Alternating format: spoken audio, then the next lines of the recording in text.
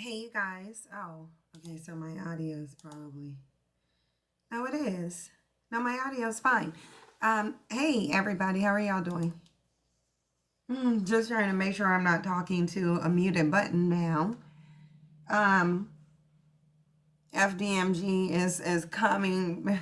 Listen, we got a lot to say about Umar Johnson because Lovely T did like a 50 something minute video on Umar Johnson, and she showed like parts of his video clips in there, which we go get into that. First I want to say y'all, sorry about yesterday. I know we were supposed to go live, but I had a bunch of places to go see. I went to go see a couple places. I applied for one. So I was out basically house hunting, for lack of better words. So yeah, and I thought I'd be back by 3 and then we'll be able to do, um, it would be 6 o'clock for y'all. Cause I was like, well, even if I get back at 3, then it would just be 6 on the East Coast. So, I should have time. But yeah, no, getting back at 3 didn't happen either. So yeah, we were just out. I have another one to go see today. I do. I'm going to go see another one um, today, but it's going to be after this. Where you're new, Maxie, you said thanks. I hope you get the place you want. Yeah, I already applied for one. It's a townhouse in a cute little area. It has a backyard so that Sasha and Jasper can run around, which that's mostly what I wanted. I didn't really want to look for, like, I'm fine with an apartment community, but they only, usually when it comes to pets, they only cater to dogs. So I've lived in many complexes that had dog parks on campus, like they have the dog parks, but they don't have areas for cats. So in order for, like, mostly Jasper, because I don't think Sasha don't really care about going outside, but even now, being in this hotel, Jasper doesn't really like it because he can't go run around outside. The reason why he can't go run around outside is because I have to put him on a leash. Cats don't like leashes, so they don't like being leashed up. Jasper will for the sake of going outside, but I haven't been able to find one of those long, super long leash attachments that is usually for cats, but yeah. And so I'm probably gonna end up picking the one with the backyard. I mean, because why not? Like, why wouldn't you? If the one, because that one gives me really what I need. Because I've been looking for something with a backyard. Because I'm like, okay, then Jasper can just run amok. You said you're going to have to use a dog one. Yeah, but I mean, when dogs are there, they frighten the cats, and then the cats don't want to be there anyway. So, I mean, Jasper don't really want to be around dogs. Like, he doesn't. But they don't have cat parks. Usually, sometimes at a lot of these places, they'll have a dog park, and they won't even have a kid park. They won't have one. So, I'm trying to, like, not do the apartment route, even though there was one that I really liked. I just didn't like the area that it was in. But yeah, even at one of the ones I saw yesterday, they didn't accommodate cats either. And then they were saying, like, you could have them there, but they didn't have an area. They said you can take them into, like, the common areas, but if people complain about them, then, they have to go back inside. And so to me, it's just, I mean, Jasper getting to play shouldn't be up to somebody else. So either way, it's just better to me to get the one with the backyard. Lennon honor been on Umar's neck. He ain't letting up. Listen, let's just get into it. It's Umar's reckoning. It just is what it is. And, like I said, I find it particularly and the most interesting that Umar's public image started unraveling after he decided to go back and forth with his daughter. That was the beginning. And I really think that if Umar Johnson, and I'm just going to say spiritually and karmically, I think if Umar Johnson would have treated his daughter differently, I think that he could have probably staved off some of this. You know, they do say pride comes before the fall. And when you get up on a platform and you've abandoned your daughter, and your response to her coming out publicly is to treat her as if she never mattered to you, you don't know her, her mom. Like, he literally blamed everything on the elderly grandmother. Even when he couldn't blame it on his baby mama, he blamed it on the elderly grandmother. But there's nothing in this man that would take accountability for anything. There's nothing in him that would try to, like Umar Johnson, he operates based off his own ego. Yeah, Haley, you said the Divine Mother ain't playing this year. No, and absolutely not. You said, Max City said it's about time that people see how much of a con man he is. But the thing is, there's been situations where, like, this man's con has been called out numerous different times. It's been called out. And to my understanding, mostly his fan base of Black women, they don't really care if he abandons his daughter. And this is how we know this design based on the Black community. Understand that many Black women do agree with this. They agree with what's going on, because it takes them nothing to get up and defend a man like Umar Johnson. Trying to say his daughter is wrong for coming public.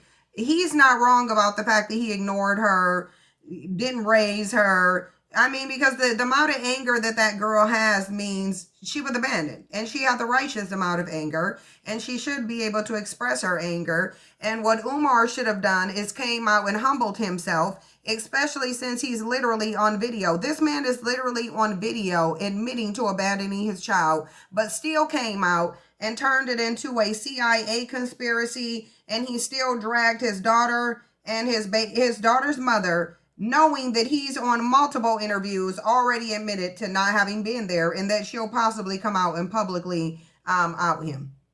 That was his prediction, nobody else's. So I think Umar was being given a chance to do something redeemable, and he decided he was not going to. He was going to drown in arrogance and pride and act as if there aren't videos out there where he's literally admitting that he abandoned his daughter. Yeah, and keeps referring to her as Baby Smurf.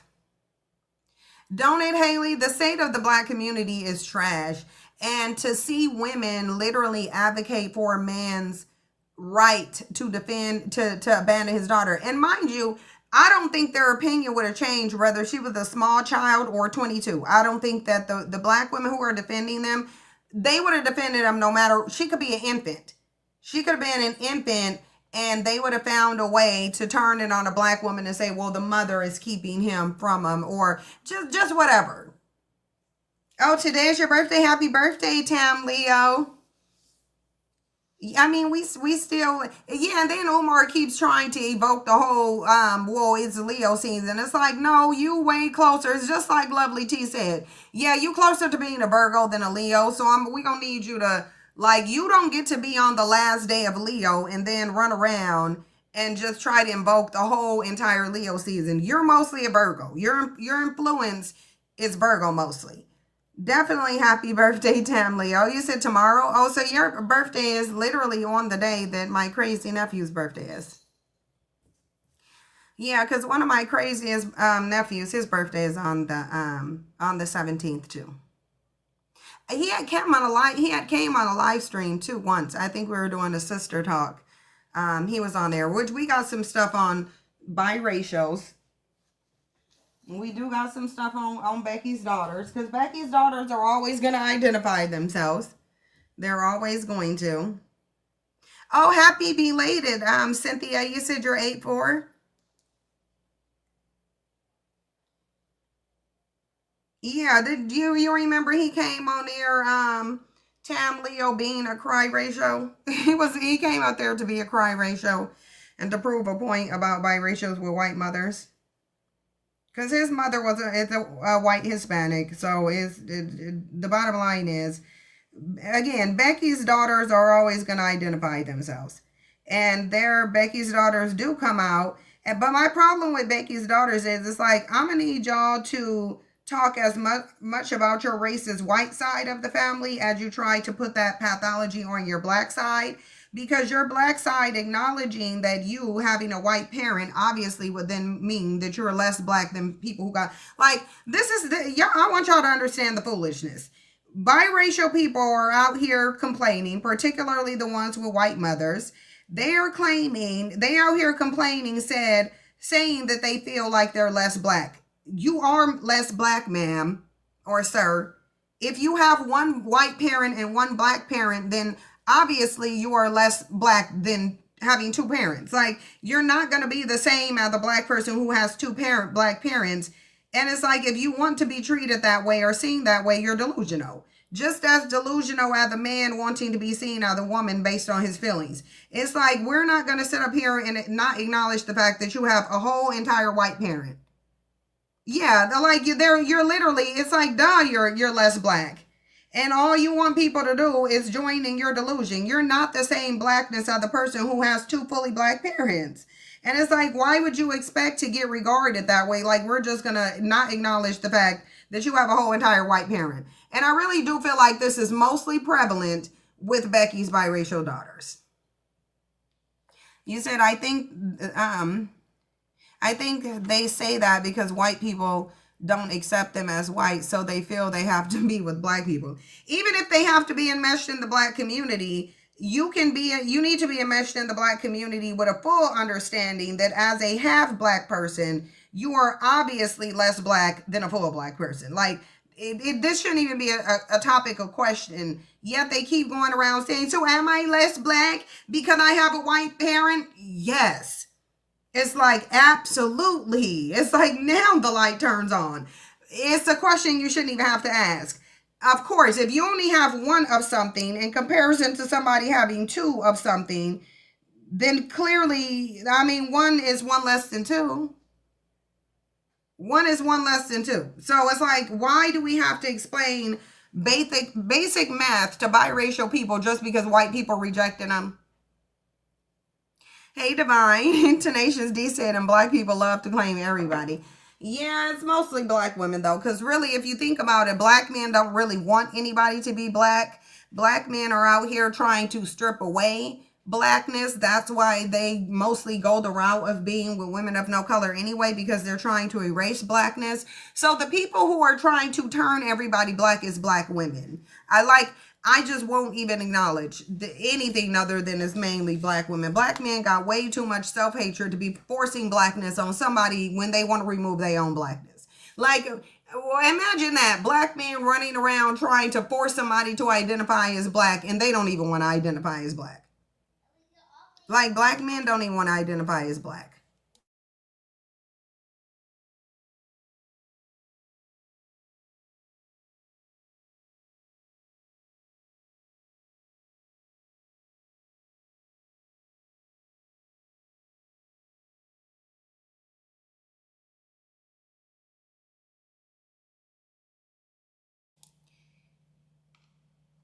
The odd BJD, you said, I think is in response to black men trying to erase us. Yeah, but that's what I'm saying. If there's anyone trying to force a black identity on somebody, it's usually black women. Black men don't even want to be black themselves. Like, they literally don't.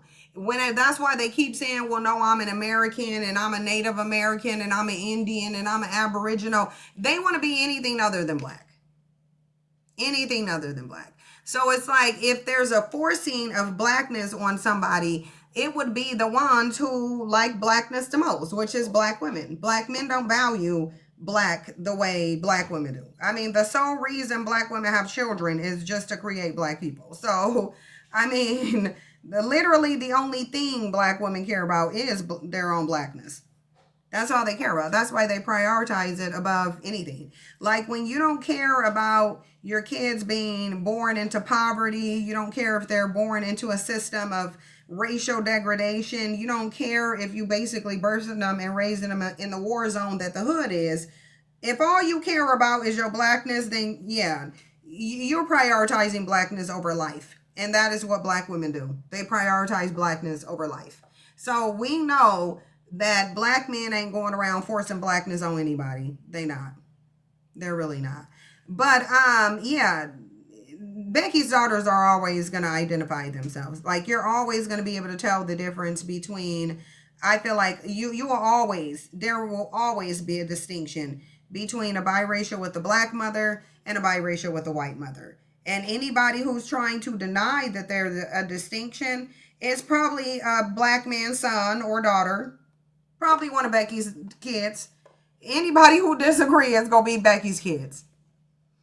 Erica Mena's mom is half black, and J Lo, I don't know if she has any immediate family that's black. She also indigenous blood. So indigenous is not a blood. Indigenous is a status. It's a definer. When you say somebody is indigenous, you're literally just saying they are the original occupants of a given land or location. But there's no blood linking to indigenous. There's no such thing as indigenous blood. Like, there just isn't. There's no such thing as indigenous blood. It's a qualifier. It's telling who the original occupants are of a land. It's saying nothing. Indigenous says nothing about their biology. It's just saying these are the original people who were on this land. It's more like a nationality than, yeah, like Native Americans. And Native American is a legal status too. If you think about it, Native American is a legal descriptor, and it's a legal status that you literally have to prove legally to even enter into. If black women think Kalani is black, again, this is just black women's, and it doesn't even, and I think black women don't understand, it doesn't show that you value blackness, because if you value blackness, you wouldn't give it to anybody. So black women assigning blackness on everybody is more evidence of their own manifested devaluing of themselves. Yeah, so many natives are at least half white. Haley, there's full white, blonde hair, blue-eyed white people saying that they Native American. Like, I worked with one, a big fat Beckisha, literally like a big fat, tall, towering Beckisha with blonde hair in one of the most recessive forms.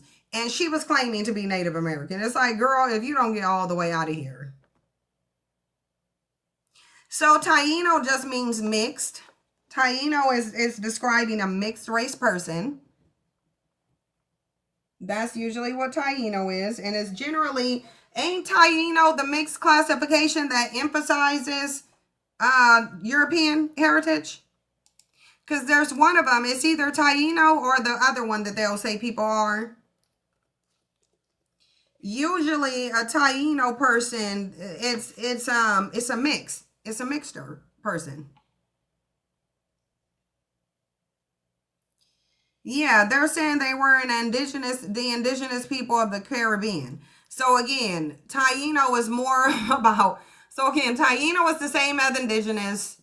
They're referring to the original inhabitants of a land. They are descendants of the Arawak people who migrated from South America at the time of European contact in the late 15th century. They were the dominant population. So your modern day Taino person is a mixed person. It's a mix. But again, Taino, like indigenous, is talking about more of a status. These are the original people here. That's why it's saying nothing about their biological makeup at all. This is interesting, though. It says the Taino were the first indigenous group encountered by Christopher Columbus in 1492 when he landed on the island of Hispaniola.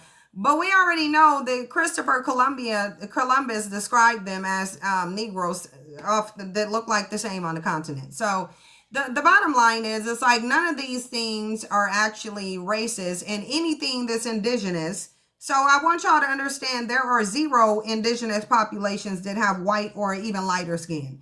If they have white or even lighter skin, they are not indigenous to anywhere. They are a derivative. Because everything that's indigenous, meaning the original inhabitants, yeah, those should be looking like continental Africans for the most part. Yeah, mestizos, exactly. On JW, exactly. Because they'll say people are mestizo too. Like mestizo and Taino are almost describing the same thing. Haley said, which is very interesting, early depictions of Native Americans and even Caribbeans are dark skinned. Yep. Same as if you go into, like when I first got to Honolulu, they have a Barnes and Nobles in Ala Moana Mall. And when I first got there, they had like these books that were depicting, the origins of Hawaiian Polynesians. And I promise you, they just look like a bunch of Africans with afros. So even when you go down to Polynesians and all of these groups now that you see, yeah, they are still brown, but they're not the original inhabitants. Like the girl on Moana with flowing wavy hair, that's not indigenous. That's after an admixture came. So even when they depict even indigenous groups, they're not depicting them correctly. Like they're not even depicting them the way they would if they were actually referring to indigenous people. A group of people that came, even if it's one generation, even if it came one generation after colonial rape, you're still not indigenous anymore. You're still not indigenous. Then now you became a derivative. Are you still tied to those people? Yeah, by blood you are, but you also are tied to the colonizers too, because you have their blood too.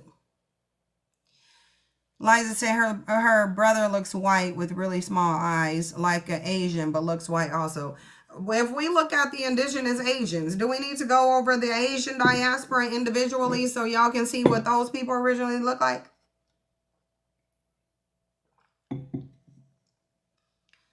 There's natives that are dark brown. I've met some of them that we see today yeah, they are. Most of them are watered down. They just are. Most of them are watered down. Because the natives should look like the people on North Sentinel Island. That's what they should look like. They should look like the people of North Sentinel Island. And those people, we already know. Look, they can say they Indian as much as they want to, but this is a bunch of black people on this island. Look, we about to go look into it now. These are, like, look at these people. This is how the natives will look. Like these people from North Sentinel Island. Who haven't been sexually colonized. Like, really? These are the natives of North Sentinel Island. These are Africans. You can see, like, clearly. They can call them Indian as much as they want to.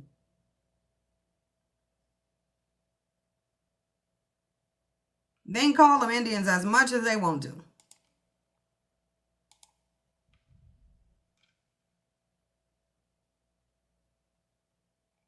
But all of them will look like this. This is what indigenous looked like. Even this, it looks a little admixed. Even this look like it might be a little admixed. But even still, you see they're very dark skinned. There's nothing that's going to be indigenous that has like these are even mixed up ones. Obviously, these are mixed up ones. The lighter they start to get, it means, okay, this is when colonization started. Yep, tourists behaving badly. American try to contact, no contact tribe. Like, it's just like Americans be just asking for it, particularly white ones. Particularly the white ones. But, yeah. Nothing white would be indigenous at all. I just want y'all to really understand that. If it's white, it ain't indigenous. If it's light skinned, it's not indigenous. Like I don't know that there were indigenous light skinned people. It's like, okay, prior to what though? Prior to what? Because you're not gonna have a biracial looking Indian and then say it's indigenous. It's like, if it's indigenous, why does it look biracial then? Usually it's going to be the follow-up question. I don't think there's any indigenous biracial looking groups. I don't think there are, but I could be wrong. But we're going to get into to Umar Johnson.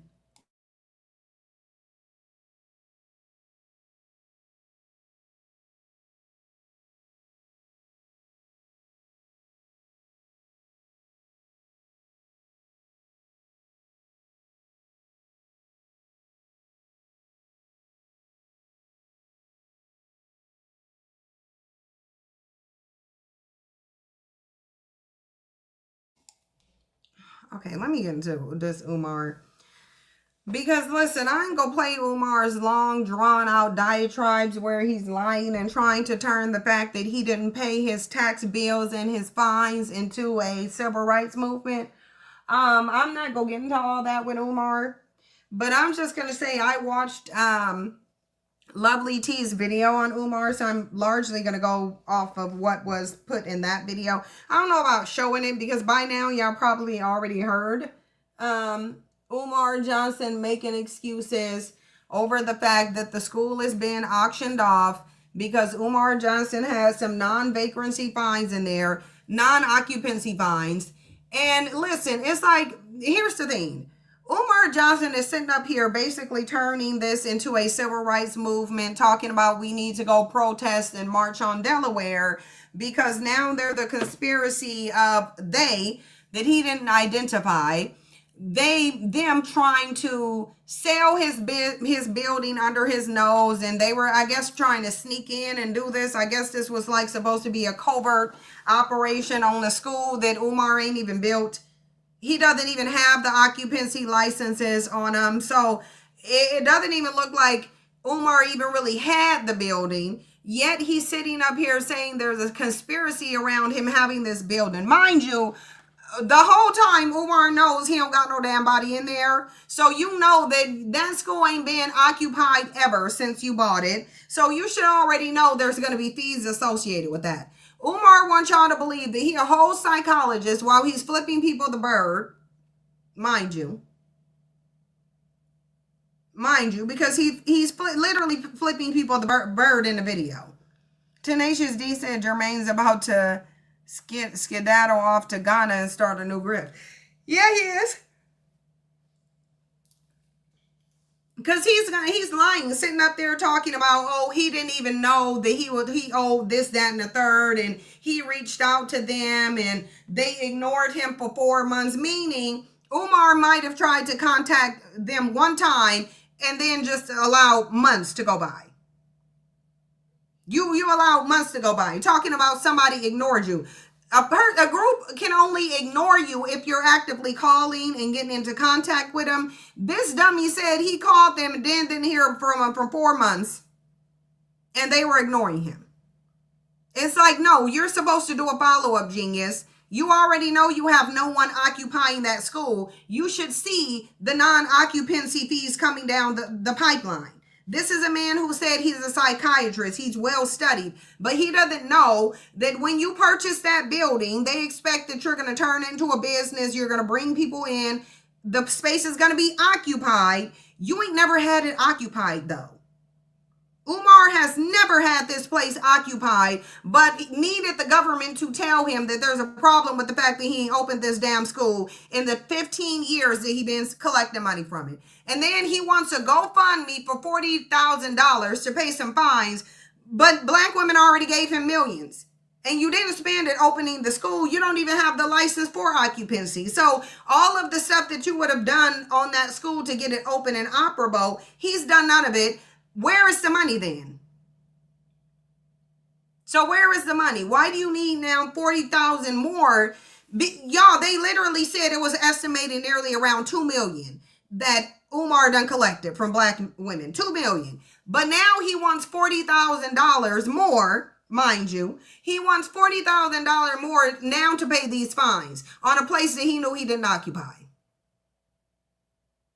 You knew you didn't pay no taxes. You knew you didn't occupy the space. Like, you knew all of that. Then creates this. This is why I'm saying everything that black people have documented as happening during the civil rights movement. Yeah, I would just go ahead and try to fact check that. I would go ahead and try to fact check it. I want black men to prove to me that there was a COINTELPRO operation against them. Because in 2025, all I'm seeing is dust balls like Umar Johnson turned the fact that he didn't pay his fines, mind you. He didn't pay his fines, so now it's a race issue. They're not looking for him because he didn't pay the fines. He didn't even, actually, Umar Johnson created the conspiracy, but didn't even tell y'all why the government would do it. He didn't tell you why the government would be interested in going behind his back to purchase a school that is clear that he wasn't going to ever open. It's clear that you weren't ever going to open this school. That's why the government has gave you an injunction to literally tell you to stop collecting donations from us for a school that you clearly had no intent on opening. He clearly tricked all the money off. He's literally trying to turn into a civil rights racial conspiracy against him when, mind you, the only thing that happened is this man ain't paid his fines. Yeah, black women are going to pay his fines. The thing of it is if black women had even a microcosm of standards when they support somebody's project, it's like, why is it okay? I guess they haven't faith.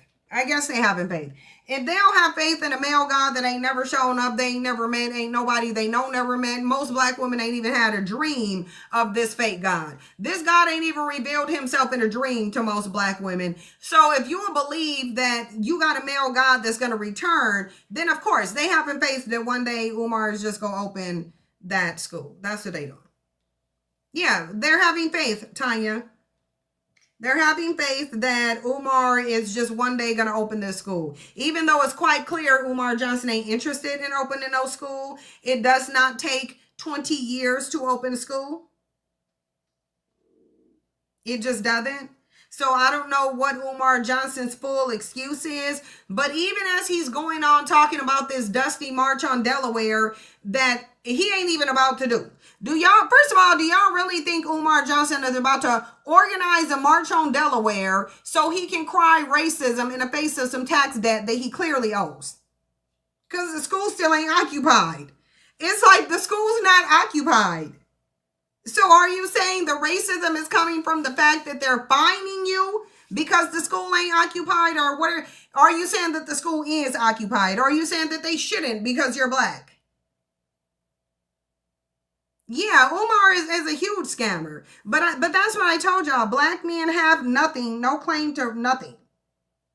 They have to scam themselves through life. Like, honestly, I don't even, like I said, and I've said it before, I don't think Umar Johnson, just by the way he conducts himself, I don't think that he's a real licensed psychologist at all. Because there's a code of conduct by which you have to engage in when you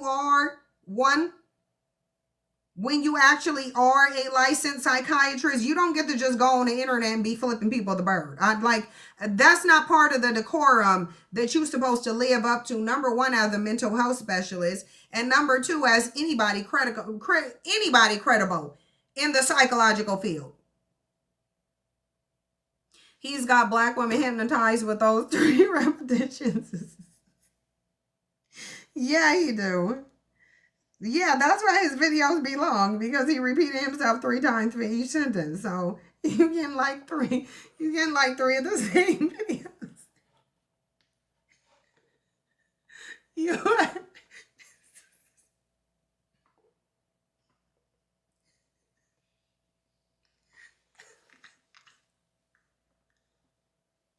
You halfway should, man. I can't even get it out. Okay, hold on. Let me just try to calm down.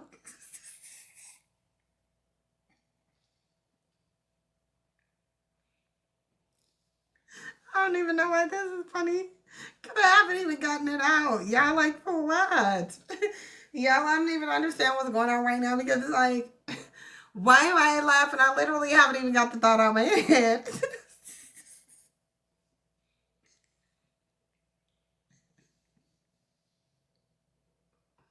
How am I laughing at it? How am I laughing at something that haven't even came out of my head? Like, it literally has not even come out of my head. Like, at all. Okay, hold on. Let me get some tissue, and then we'll go live on YouTube. Hold on. I gotta get some tissue, because yeah, I know.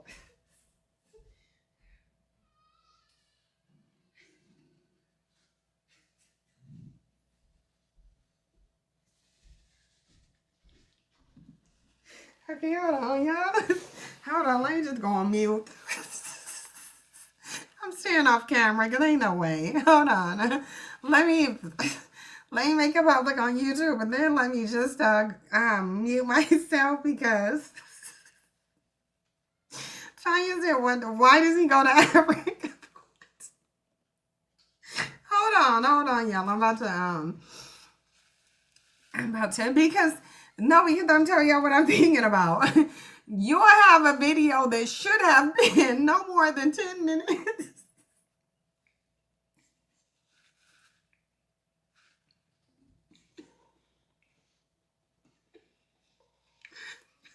A video that should have been 10 minutes tops. 10 minutes top is what the video should have been. Because generally, Umar usually saying nothing that's just phenomenal. He's generally not. He's usually not saying anything. I'm saying on a general basis, Umar is usually not saying anything that needs 2 hours to say. So you'll have literally a video, 15 minutes tops, maybe 20. It's now 2.5 hours because Umar is just repeating himself over and over and over.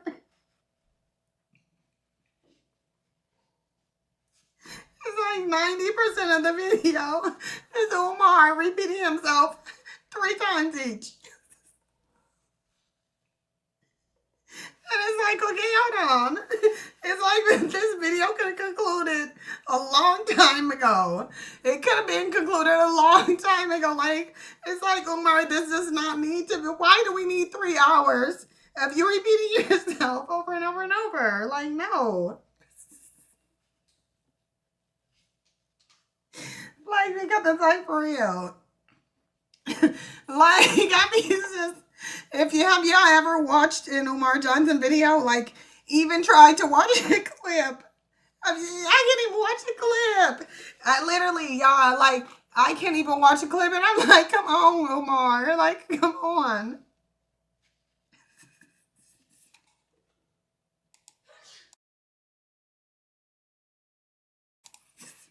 It shouldn't even be this funny. Okay, y'all, I'm gonna stop because I'm real stupid. Hold on. Now I'm being trolly. I'm gonna stop being trolly. But no, like, for real. Have y'all ever been trying to get through a clip of Umar Johnson? Then you like, man, come on.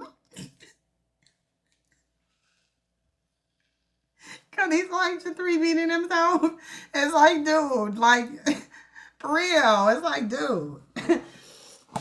Okay, anyway, look, listen, don't come here trying to check me. Listen, so I'm laughing. What, would you prefer that I drag somebody, son? I'm over here trying to laugh. I'm trying to have a lighthearted conversation of a man who's literally turning his unpaid tax debt into a civil rights movement. Like first, a conspiracy, mind you. Because Umar did not pay his tax debt, it is now a governmental conspiracy.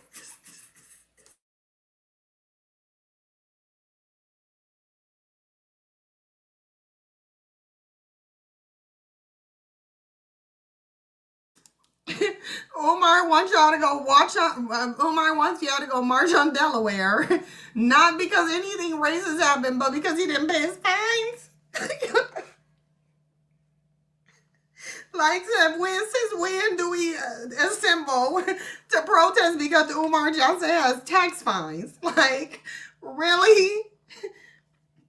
Yes. Like, y'all, this is literally taking me out. And because it's because I'm like, did I really just watch a video with Umar Johnson calling for the organization of 1 million black people to storm Delaware because he didn't pay his fines? It's like, Umar, if you know a part of the law says that you actually have to have the building occupied, there has to be a body of people in there. Why are you bringing this to the internet, Umar? Why are you bringing this why did I just have to listen to literally a video? Mind you, one of Umar Johnson repeating himself at least 15 different times, okay? At least half the video got repeated.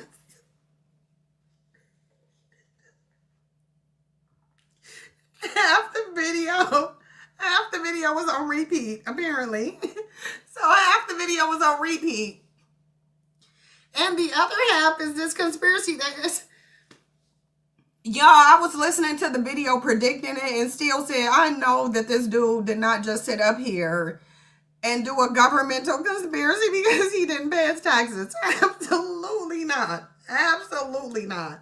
I was like, I know the hell that he did not. Y'all, it's nearly 2026. Umar just created a governmental conspiracy theory about a takedown. Didn't say why, but of a takedown and the selling of a school that he didn't occupy, right? Mind you, he doesn't even have the licenses to operate the school. You don't even have the you can't operate the school.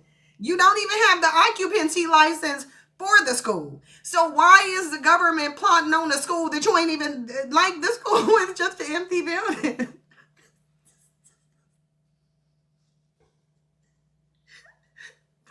So,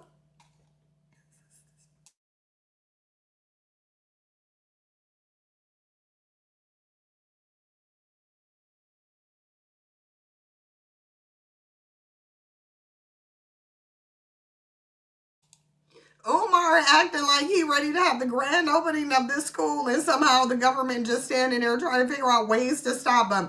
It's like, Umar, you don't even have the licenses needed to open up the building. The school is literally still the same old unoccupied building with a whole bunch of issues that makes it not even be up to code. The building ain't even up to code. Umar, what are you talking about? Literally, the debt that he has, the fines that he got are fines because the school ain't open. It's like the reason you got the fines, Umar, because the school ain't even damn open. If you had the school open, the government wouldn't care. They're literally coming to him because they saying, Umar, it's been 15 years. At some point, you got to open up the school or we just go sell the building. Now there's a governmental conspiracy around it. This is why I'm saying, do we really need to look into COINTELPRO? Because I don't believe that there was any government. For you doing what? What were black men ever doing that was a threat? What were black men ever doing? Because you ain't gonna tell me even MLK was a threat when MLK was sitting up over there hugged up with either the Bilderbergers or the whatevers.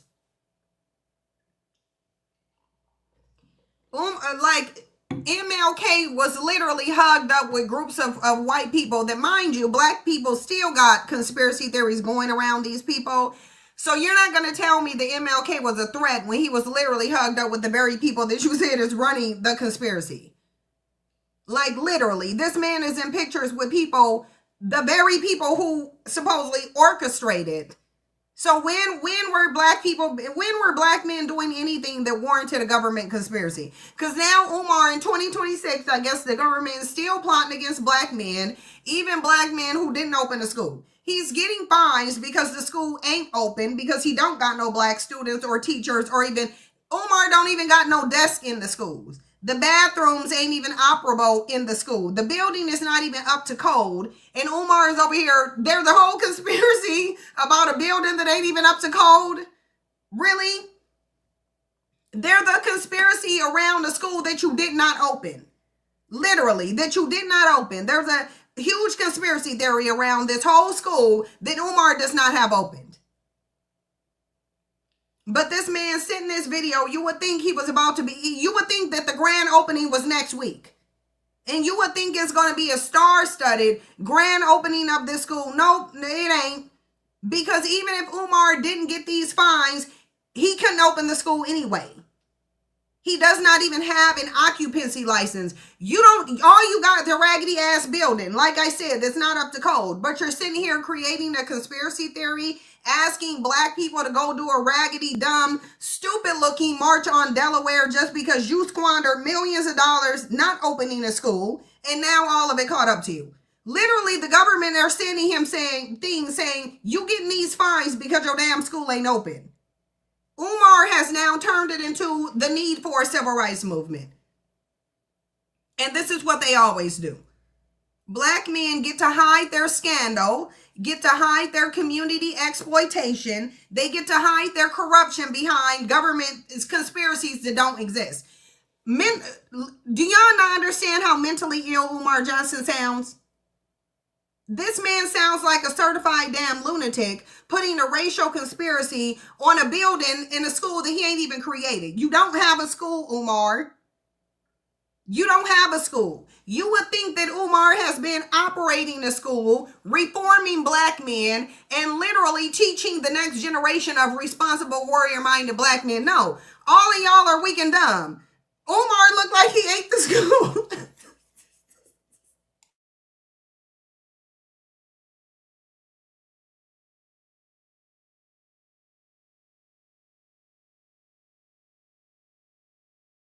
Are we gonna act like Umar don't look like he swallowed the school?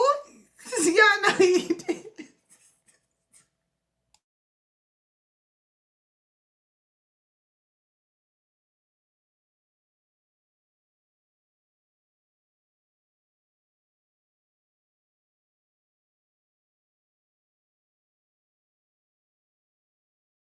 Like, what you mean? Like, what you mean? Like, do y'all not understand? Like, this is, y'all, I was listening to this frying chicken last night thinking about, oh, this is a mental illness. It is a mental illness.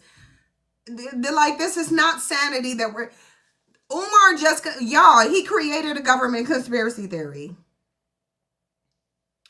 Umar created a government conspiracy theory for a school that ain't even open. You would think at least Umar had one semester. like Umar, the school ain't even operating for one damn semester. You don't even have one semester of an operable school. What is the conspiracy doing? What is it for? What is it to prevent? Because the only person who's preventing you from opening up a school is you. You spent the money.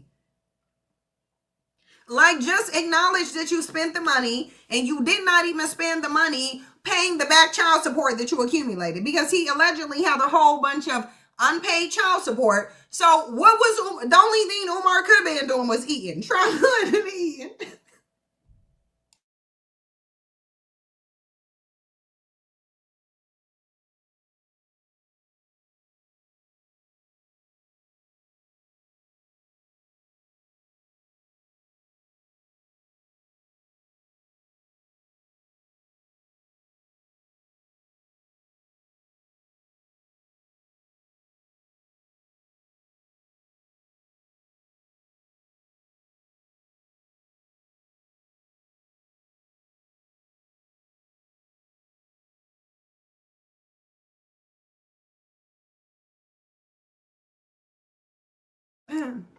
And no, I put myself on mute because I put myself on mute because hold on. The reason I put myself on mute is because I was like, it's because I was laughing, and then I laughed myself into a coughing fit. So yeah, that was really what happened. Is that I went to like a coughing fit due to laughter, but the only thing that it's only possible for Umar to have eaten the school. Like, he had to have eaten the money. That's the only thing he could have done. You've taken it, because if y'all don't remember, a while back, didn't I think the IRS or Philadelphia, either the IRS or the state of Philadelphia, sent Umar Johnson an injunction. And they sent him this injunction to tell him to stop collecting donations for a school that he clearly wasn't going to open.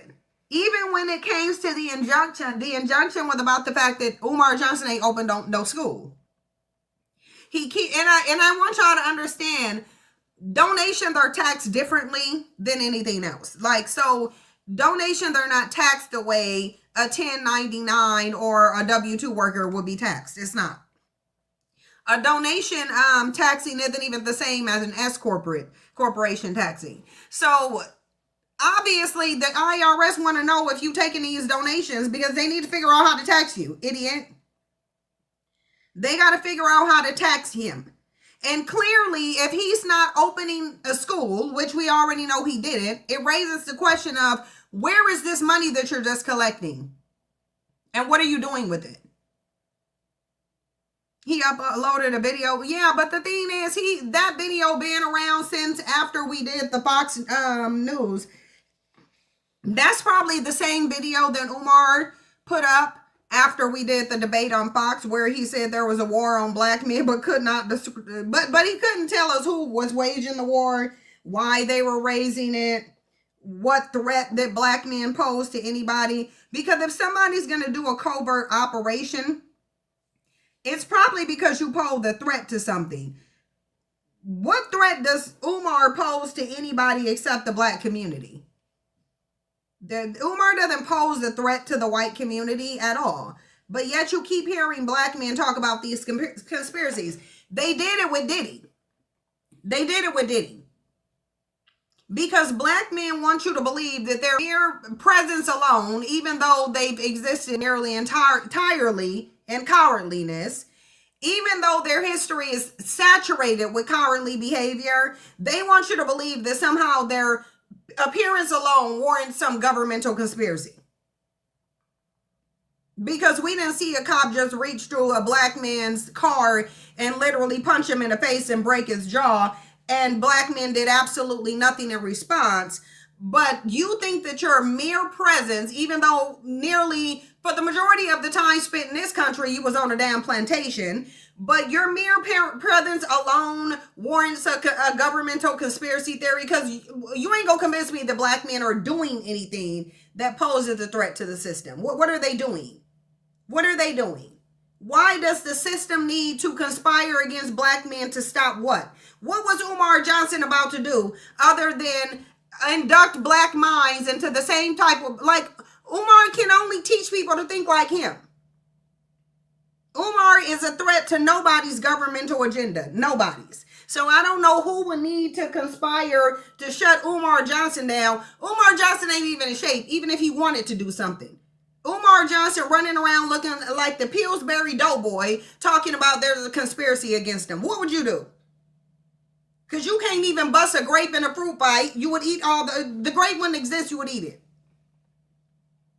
What do black men do to threaten the system that warrants a conspiracy?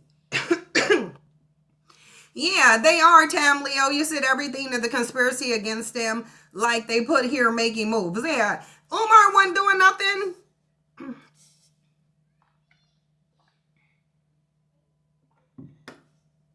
Umar's done nothing to be a threat to nobody. How is an unoccupied building that ain't even being brought up to code? What threat does that pose to the government? A school that Umar Johnson ain't gonna ever open. Trump took over policing of DC and black neighborhoods, and black men did nothing. Where are the hoteps? Right, that's what I'm saying. They always want to tell you that there's this conspiracy theory against them and that the government just really want to take down the black men. Take you down. They've already taken you down. You was on a plantation. How much lower do you want to get? These men literally had black men on their knees sucking their dicks, and black men are either willingly or against their will. You were either doing it voluntarily or against your will. But we do know there's been documentaries that black men have made about white men literally taking you down to your knees and forcing you to suck dick. Why do they need a government conspiracy when that's your history? And this is why I'm saying, I don't even be wanting to drag bandits. I really don't. I don't be wanting to drag them, but they be asking to get dragged. You don't need a government conspiracy to take down a group of men that you literally had in front of you on your knees sucking dick. Period. You don't. Y'all wanted me to go there because of this stupidity.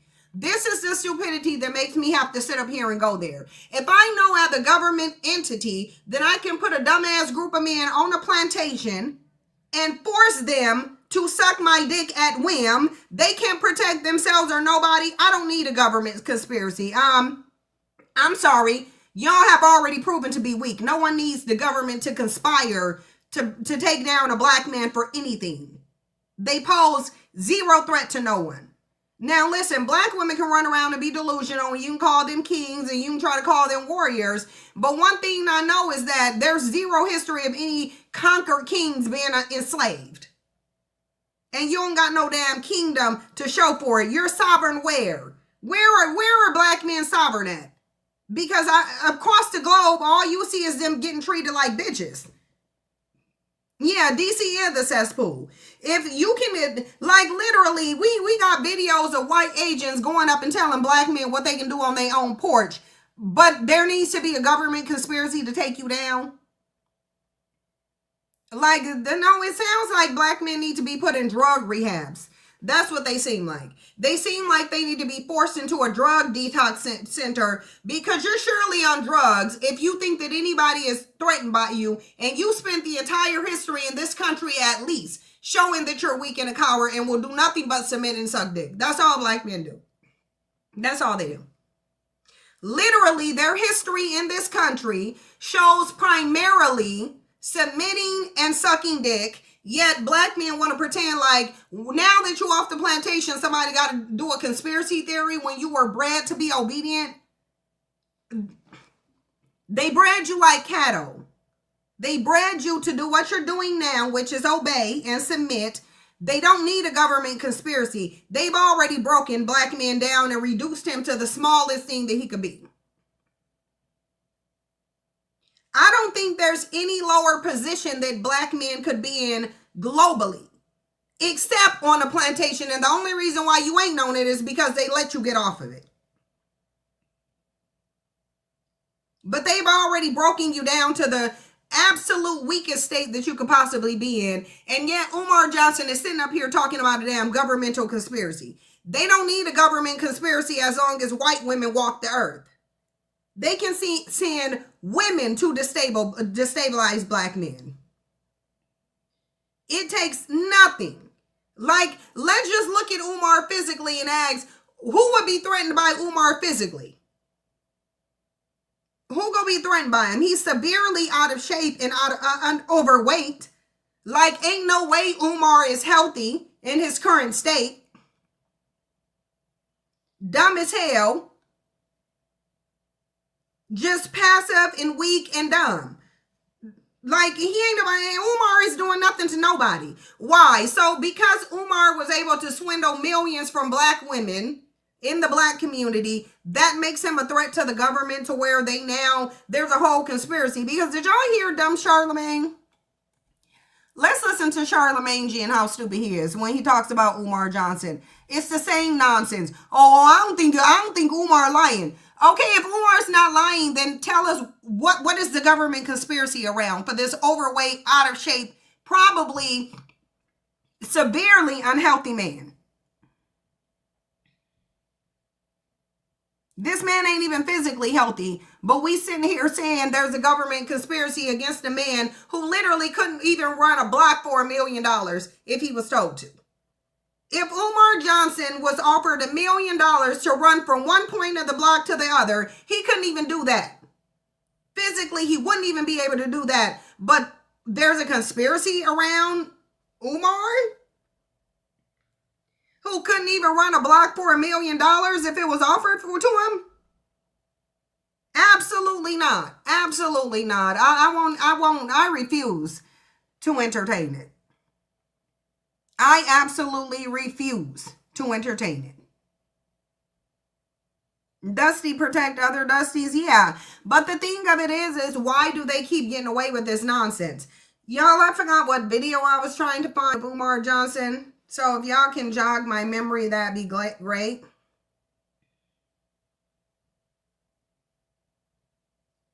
But this is literally a man who brought up a conspiracy theory for no reason. Oh yeah, I was looking for Charlemagne. Because y'all gonna have to hear the foolishness of this. Because I'm not willing. It's fine, Charlemagne, if you think that Umar is telling the truth. Okay, fine. So now let us know, what is the reason for the government conspiracy? What's the reason for it? Why are we doing a government conspiracy on Umar Johnson, or any black man for that matter? What are we doing it on?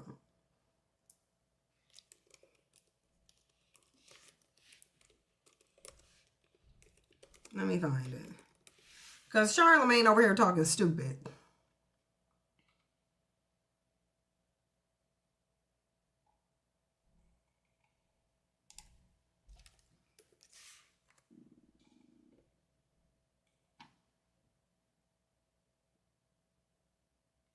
Okay, Umar Johnson Breakfast Club. Let's see if it comes up.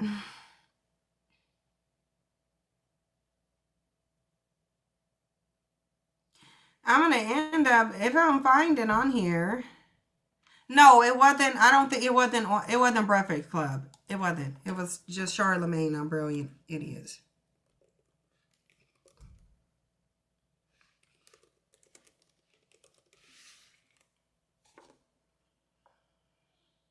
Yeah, here it is.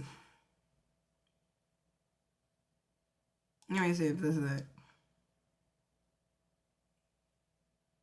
No, this is somebody with it in a video. I literally hate it when people do this.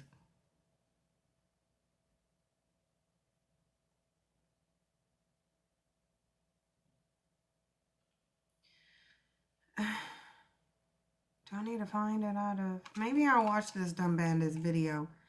Because, yeah, of course. Obviously. Of course Charlemagne was. Let me just try to skip to this dude's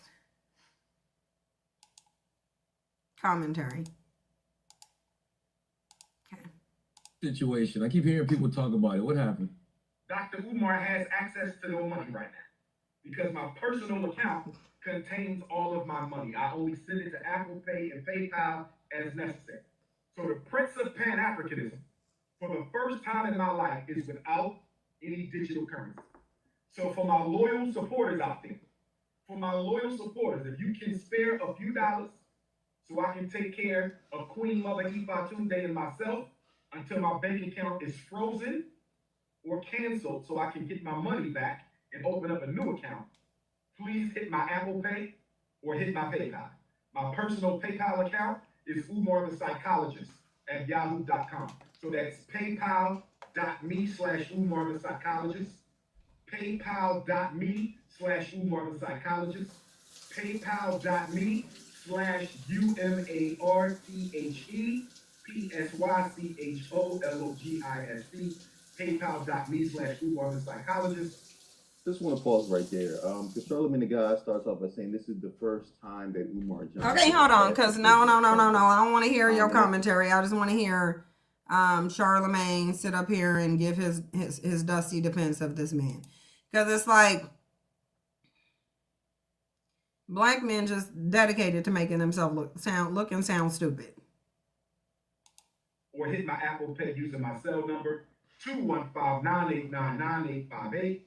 215-989-9858. I've never asked the people for $1. Liar. I've never asked the people for $1 in my life. Lies. I have never asked the people for $1 in my life. More lies. Donate to the FDMG Academy for Boys. I don't have any sons. I have 2 daughters. So the FDMG campaign is a selfless project, mission, and service to provide our boys with the education that they deserve. But right now, again, if he was really serious about opening a school, we know this man ain't. The only reason why I'm even entertaining this video right here, because I don't want to hear this man's commentary, and that's only because I can't find this clip of Umar. Because my account was frozen by my bank, because someone has been trying to hack into my account, hack into FDMG Academy account. So the FDMG Academy account is frozen. My personal account is also frozen. That means we're going to lapse on our utility bills. We're going to lapse on our internet bill. We're going to lapse on a lot of our bills at FDMG. The bank is not giving me a timeline as to when the situation is going to be resolved. Let me tell you something. That video right there should prove to people that Dr. Umar is exactly who he's always claimed to be. No, it should. Because Dr. Umar has never asked anybody for a personal dollar. People always think that when he's asking for donations, he's doing it for selfish reasons, but the school is in Delaware. Listen, if Umar Johnson has been collecting money for a school, we know the school is not up to code. The building the building haven't been built up into an operable school. Umar Johnson was not ready to open and occupy this school. So if they're saying there's a deficit in taxes that Umar Johnson has accumulated for a school that he has not opened, what has he done with the money? He's collected the money. He got the building. The donations didn't stop when Umar got the building. Donations continued even when Umar Johnson had the building. So if Umar Johnson is over here saying anything about money, it is because he spent the money. The building is padlocked. The building is now being seized by the government because of tax debts. What was Umar Johnson doing with the money that was donated to him? Because he should already have money. He shouldn't need for anybody. The only thing Umar Johnson should have to do is say, oh, sorry, this was an accounting oversight. Let me write y'all a check and be up and moving. Because I'm going to tell y'all, if the IRS froze my account, I'm not going to sit up here on a YouTube video. I'm literally just going to enroll in a payment plan, write them a check, and get my account unfrozen. That's what I would do. That's what I would do. If Umar Johnson is not doing that, if he's instead requesting that y'all give him more money, then it's because he spent the money. Because where is it? Because if you think Umar Johnson collected nearly $2 million and all of them was only in those two main accounts, please. Right, flying back and forth to Ghana, again, eating and tricking off. That's what Umar is doing. Eating, tricking off. Then when he gets exposed by the woman that he tricked up on, or his own daughter, then he drags them as if he didn't know him. And he did it with the conscious stripper, and then everybody let him turn around and do it with the same daughter. And with another woman that he admitted that he hired and had sexual interactions with. He drags them all the time. This is what Umar Johnson does. He gets with a woman, when she exposes them, he drags her. But you chose that woman, though.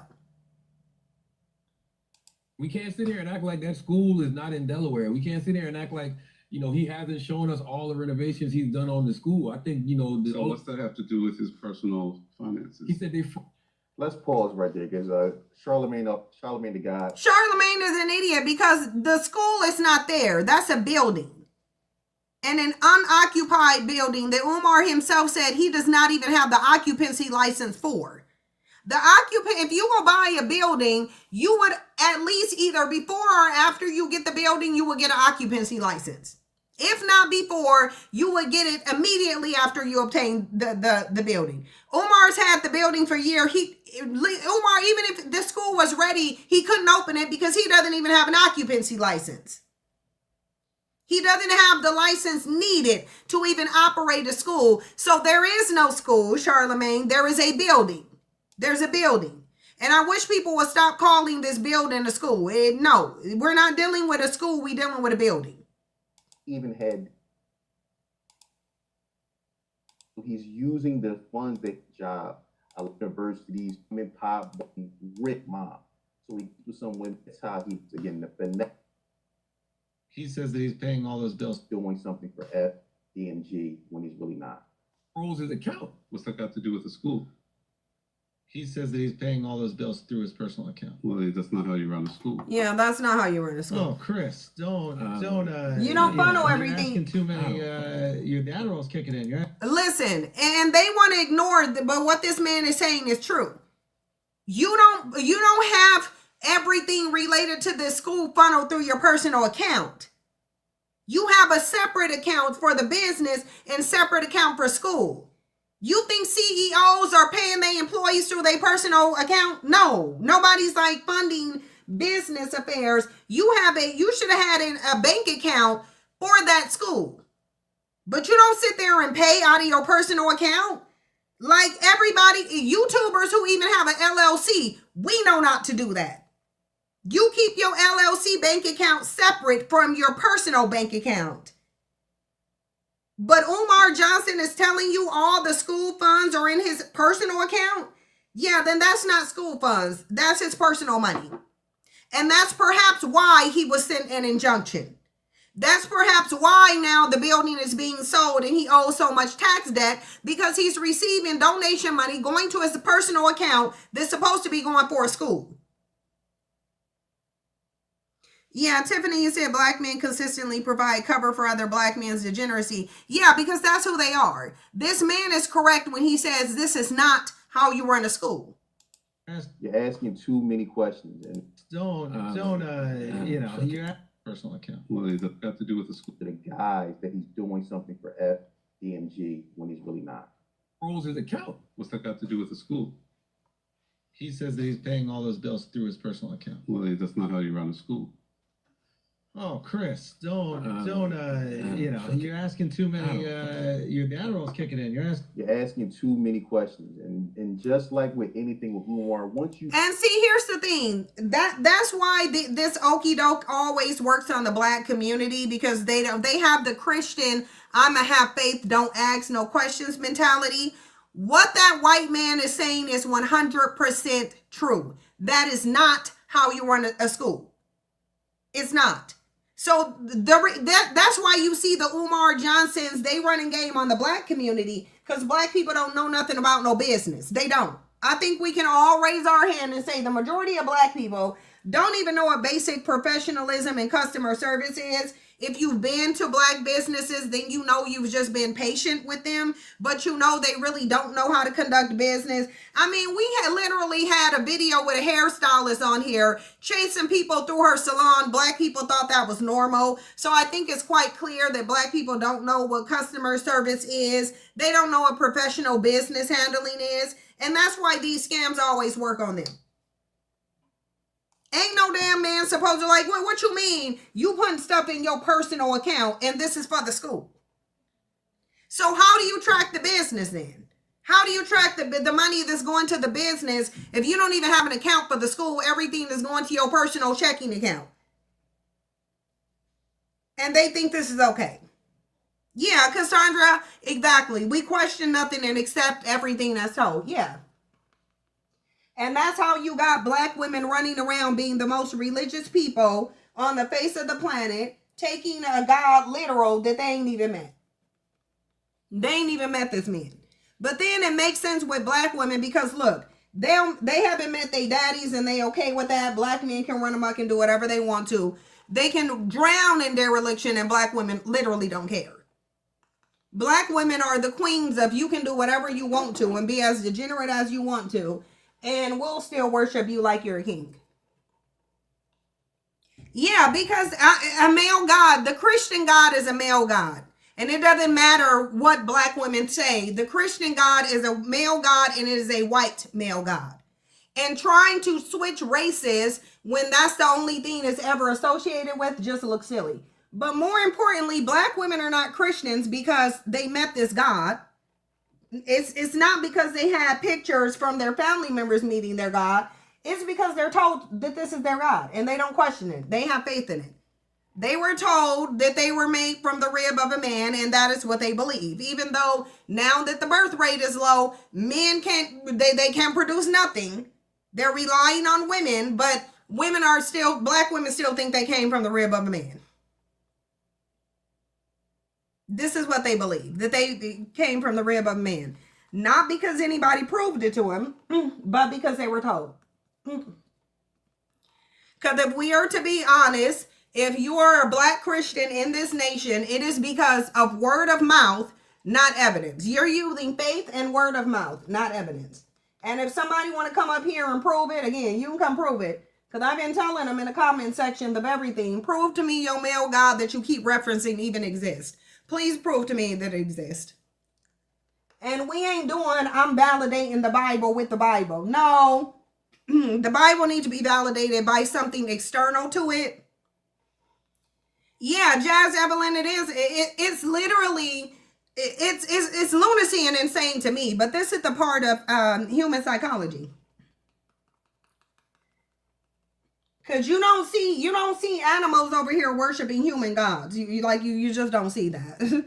Like you really don't. Animals ain't really having the problems that human women are having.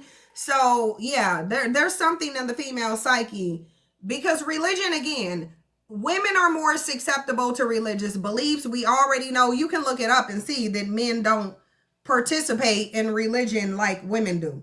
Even though the religion is 100% in favor of men, they still don't take it seriously. Women do though. Yeah, and they should be left to, they shouldn't have a choice but to use their ribs. They should not have a choice. Women should give them no choice except to prove that they male God exists. That's the only thing that women should be saying is prove your male God exists and tell them to make some humans from rib and holy dust. surely he still possesses that ability. Sabrina 9, you said women are susceptible to joining cults. Yeah, because they believe everything men say just because they're men.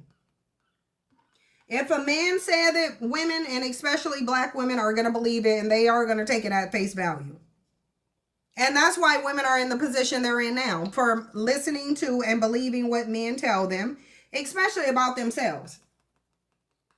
Like, women don't let men define femininity and womanhood for them, and they don't even have an identity outside of a woman. Men can't even tell you what a man is without juxtaposing it to a woman, but women allow men to define everything, and they can't even define their own image. They don't know what they are. They'll tell you what femininity is, but they don't know what masculinity is unless they comparing it and opposing it to femininity. They don't know. They don't know. Now that you get to take care of yourself, and men ain't, by societal standards, they're not in a position to be a provider no more. Now they don't know what to do. They don't know what to do now. Why don't they know what to do? Because their identity is tied to you and your position. If you being able to work and take care of yourself have completely demand men, then they had no manhood outside of you. Then they don't have it. Because women ain't over here saying, well, I'm not stuck in the 1950s. I don't have any children or a man to serve, so I don't know what to do. Well, does that mean I'm not a woman? Women aren't going around doing that. Men are. Men are saying, well, women can provide for themselves. They don't need us no more. So what's happening to masculinity? Masculinity didn't exist. Not really. It didn't exist if it required women to be in a certain position in order for it to exist.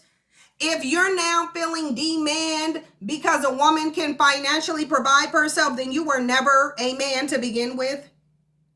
You were just cosplaying as something that you didn't understand. You had on a costume.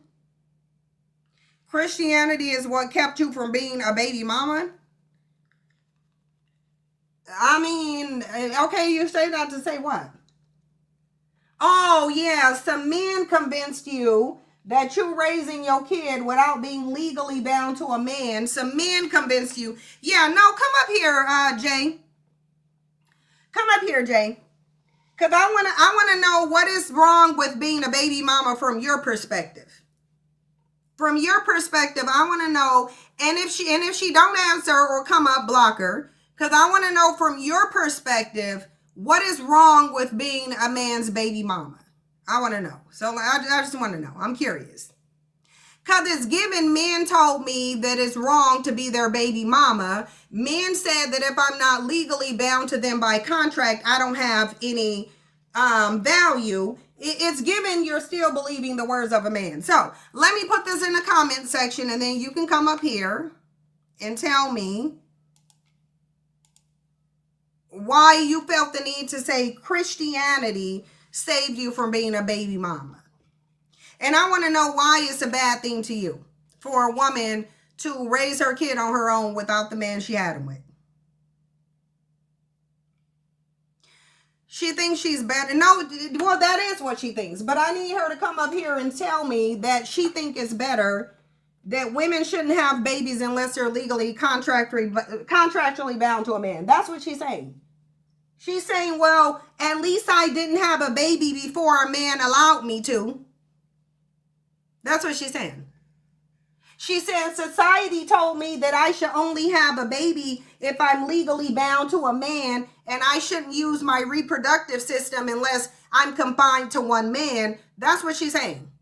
You should only have when she say, well, at least I didn't be Christianity stopped me from being a baby mama. You're basically saying Christianity just stopped you from using your reproductive system outside of the permission of a man. Yeah, I know she's running. She's running because a lot of these women, when you actually tell them what they're saying, they want to run from what they're saying. What she's saying is, when someone comes and say, well, at least I'm not a baby mama, what they're saying is, well, at least I waited and postponed using my reproductive system because I'm not tied to a man. So if I'm not tied to a man, then I wouldn't dare use my reproductive system. I'm pretty sure Jay did leave the chat.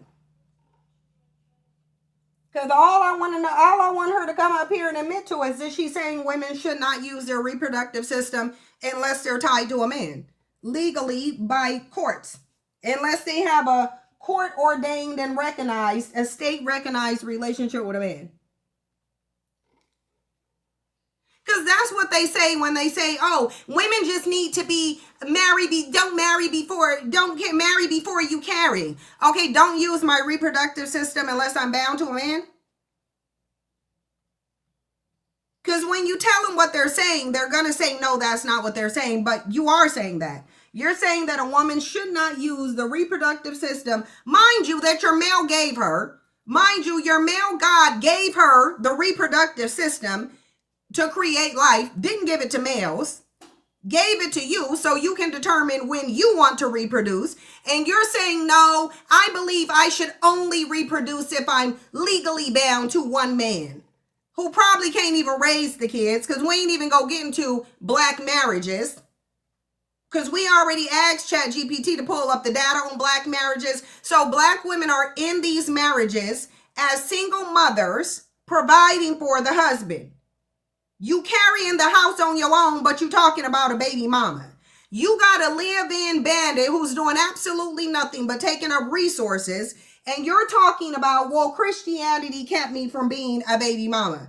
It didn't keep you from being a mule, though. It ain't gonna keep you from being a married single mother. It ain't gonna keep you from being the main provider of that household. It ain't gonna keep you from descending into poverty statistically. Because we already went over the fact that marriage ain't did nothing beneficial for black women. Marriage has never given black women stable families and husbands and heads of households and protectors. And I just want a male worshiper to come up here and defend it.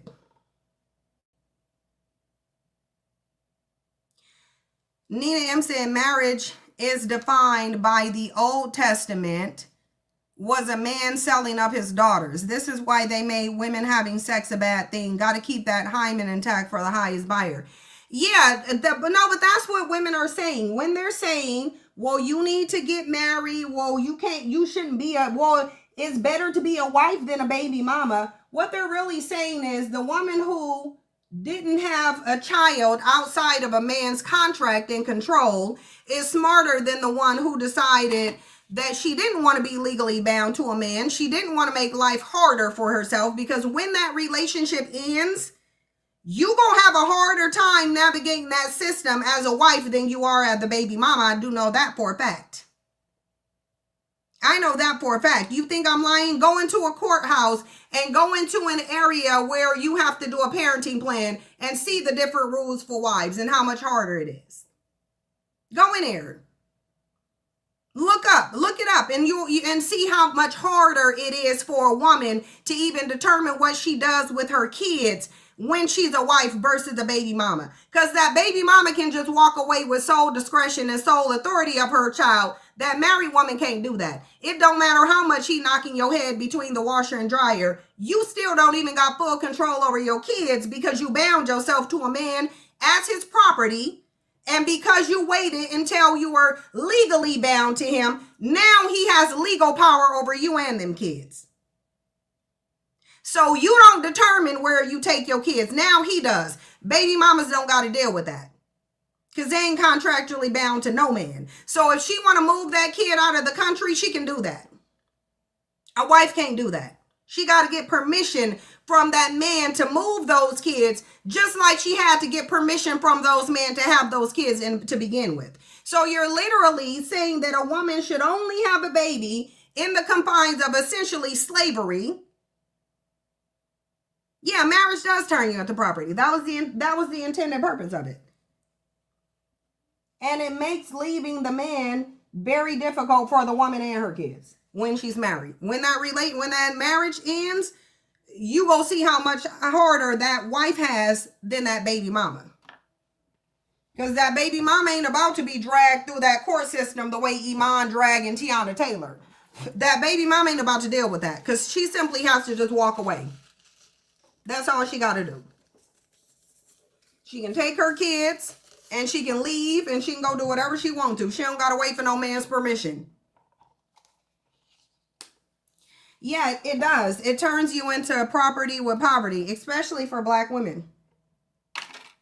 Especially for black women. We went over all of these stats on Patreon. We just went over them the last time. And black women gain absolutely nothing from marriage but a man. That's all statistically. Statistically, the only thing that black women are getting is the man. And he ain't even gonna be faithful because statistically, black husbands are the most likely to cheat on you and have a side baby. We pulled up the stats on that too.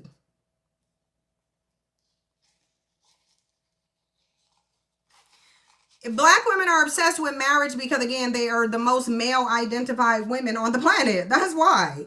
The reason they're obsessed with marriage, being obsessed with marriage comes hand in hand with being a male worshiper. Because who are you getting married to? You said the baby mama can't move how she wants to with my hold on. The baby mama can't move how she wants to with the kids if she puts his name on the birth certificate. Yeah, she can. Even if he on the birth certificate, she still can move however she wants to. Maybe not in different states, but I know a number of them that, yeah, she can, even if he's on the birth certificate, because all the birth certificate does is make him financially responsible. It will give him some rights. It will give him the same rights she have. But if she chose to get up and take those kids out of the country, unless they have a court order, he cannot stop her from taking those kids out of the country. And it will be the reverse too. If he took the kids and left, it will be the same thing. Jessie Lee says, Sam's right. I've heard too many black women crying about being married, yet her husband producing life elsewhere. Yeah, and that's most commonly among black women. That's why I have a problem when they come in here and they make statements like that, because that chick wanted what she wanted to do.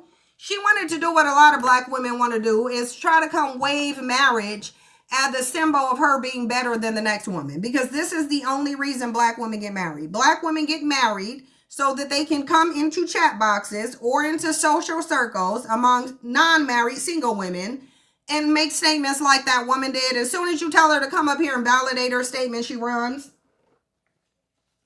And the only thing she can do is run, because she's not gonna, when we already went over all the stats and the data, she doesn't have an argument over here. She don't got no argument when we already went over the stats. You're not benefiting. Like, you ain't even, when you married as a black woman, you ain't even getting a man who's gonna honor you on a physical level. There's no level in which statistically black men honor their wives. There is nothing. Most of these black women are living the same life as Kirk and Rashida with less money. You sitting over there dealing with a man who won't keep his dick in his household. He barely has his dick in a household. Out there collecting side babies. You sitting up here miserable with all these health issues, and you talking about at least you ain't a baby mama. I guarantee you the baby mama is probably mentally and psychologically better off than you are if she was smart enough to learn the first time. So, hold on. If she was smart enough, because we ain't gonna say all of them. Y'all ain't gonna convince me that a married woman with multiple kids and she black is in a better position than a single black woman with one kid. Y'all not telling me. Y'all not selling me that. Because statistically, that's actually not true. Even a baby mama to one kid, to one of them, is even better off than a married woman with multiple. Because you're a married single mother. You're still a married single mother. These men don't raise kids, and they said they don't.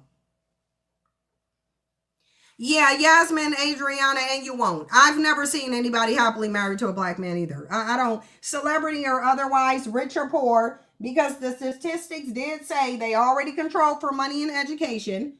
So even if even if the black man is educated, even if he have money, his wife is still miserable. It just is what it is. You're not getting anything out of a marriage with a black man except the man. That's all they getting out of it. And that's all black women care to get.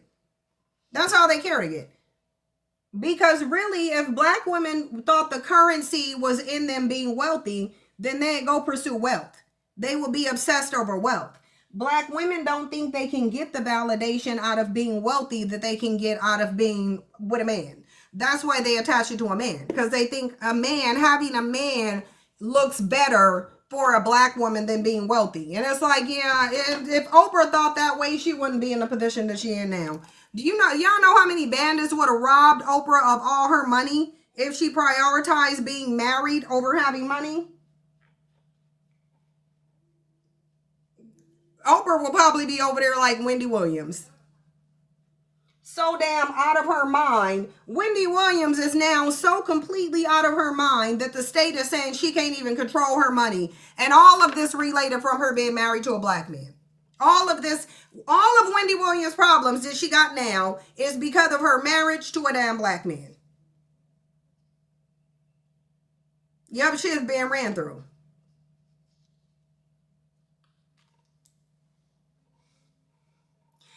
Did you hear what happened to Gayle King? No.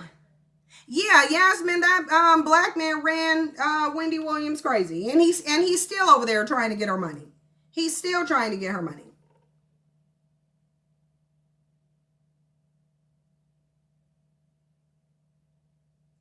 I guarantee you now, Wendy Williams feels like she would have been better off if she was the baby mama. Do y'all think Wendy will be? Raise your hand if you think Wendy Williams, if she was Kevin Hunter's baby mama instead of ex-wife, do y'all think Wendy Williams will be out of her damn mind and not even able to control her money? I'm thinking if Wendy Williams would have settled for being Kevin Hunter's baby mama instead of his wife, I think she'd still have her mind intact. I think she'd have her mind intact. Yeah, Ashanti just married and is already a married single mother. Yeah. Yeah, I guarantee you if Oprah would have settled for baby mamahood, she wouldn't be in a position she in now.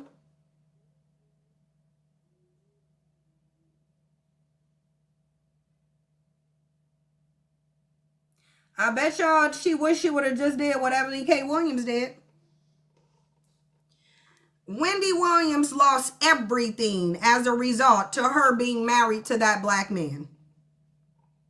She lost everything.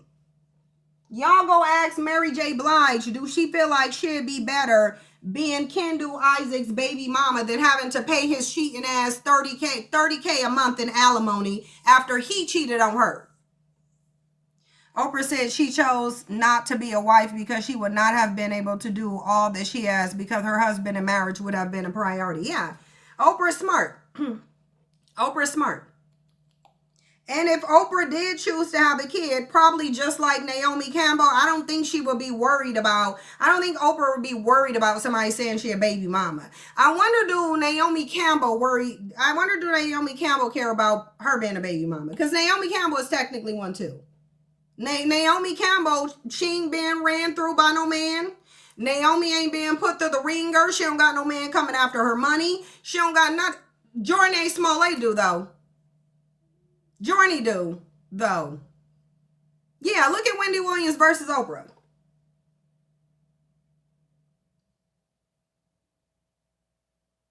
One of those women got married and prioritized her husband, and one of them didn't. One of them is now sitting up there, literally mind so gone that she ain't even classified mentally healthy enough to control her own money. One of them is making more money.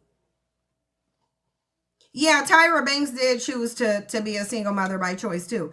But I guarantee you Tyra Banks would prefer it that way than to have a man going after her money for child support.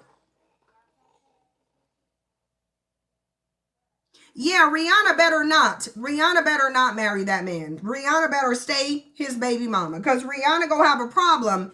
The minute Rihanna marry that man, that's when her life is gonna go down the drain. And her business is right with it.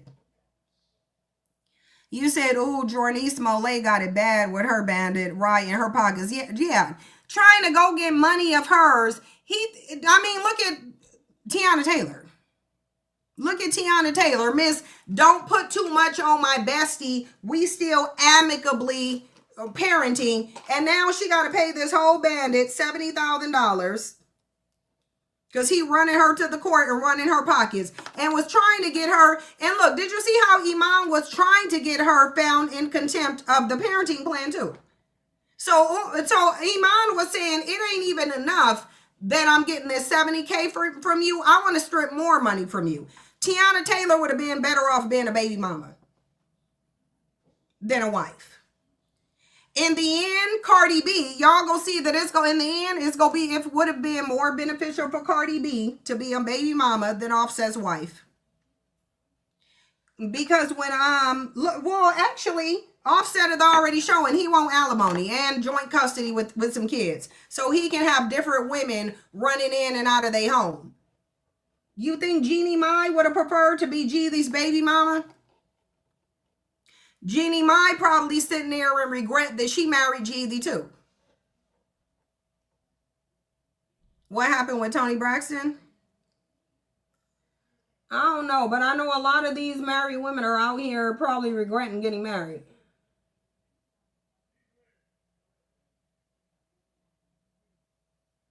I would take baby mamahood over any black woman's marriage. Over any black woman's marriage. I would prefer to be anybody's baby mama over their wife. I really would. Because you ain't about to get no legal control over me. And if I want to take my kid, I want to be able to up and take my kid. And I don't want no type of law trying to tell me I can't do whatever I want with my kids because of a whole bandit who didn't even have them. I'm not about to be told that I can't do nothing with a kid because of a bandit whose body it didn't even come out of. Absolutely not. You said Jeannie Mai 1,000. Yeah, how can she not?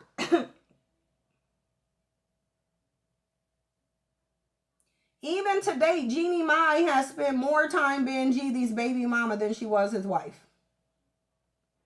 And she will spend, and Jeannie Mai will spend the majority of her time now. The rest of Jeannie Mai's life will be spent being Jeezy's baby mama, despite the fact that she married him. To the degree that it's going to start looking silly if Jeannie Mai even say, call herself an ex-wife, it's going to look silly. It's like, no, ma'am, you were married for all of a year, but you spent 20 years being a baby mama? Oh, Simone Biles, yeah, when Jonathan Majors is done, he's going to run Simone Biles into the ground. He is.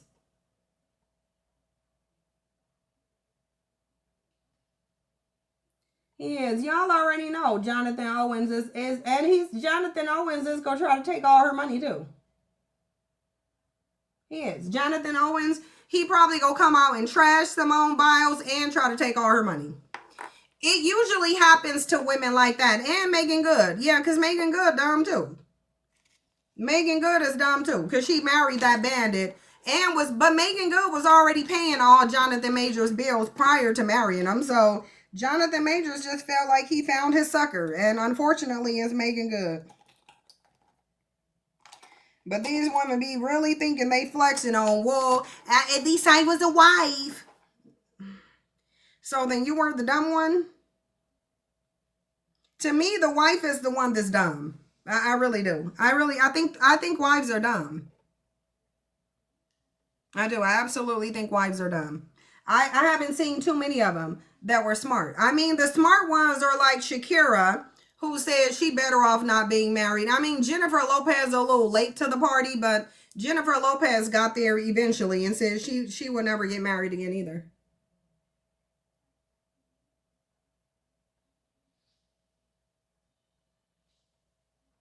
Yeah, but that person was in here to troll. That J person came in here to troll. And you can always tell the energy behind someone's comments when they come in here. Behind that, I called that lady out because of the energy behind her comment when she came in here and made that comment. No Name said, I don't see Rihanna marrying because she's not male identified. Rihanna would be stupid to get married. She'd be dumb to marry that bandit.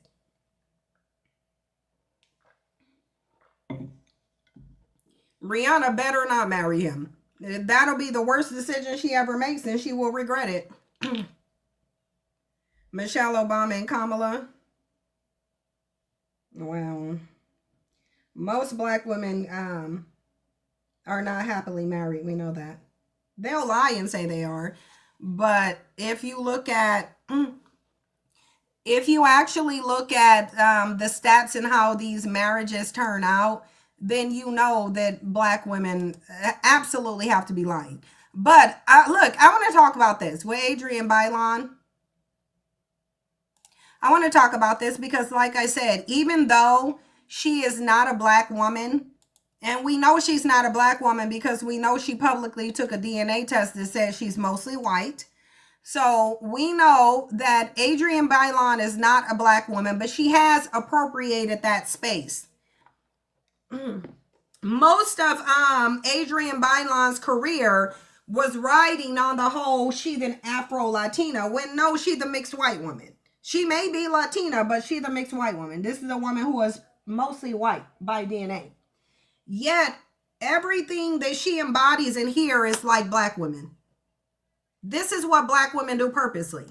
We know black women do this purposely. Let's roll it. I'm gonna tell you the craziest story since you loaded that up. I didn't pray for her the first time.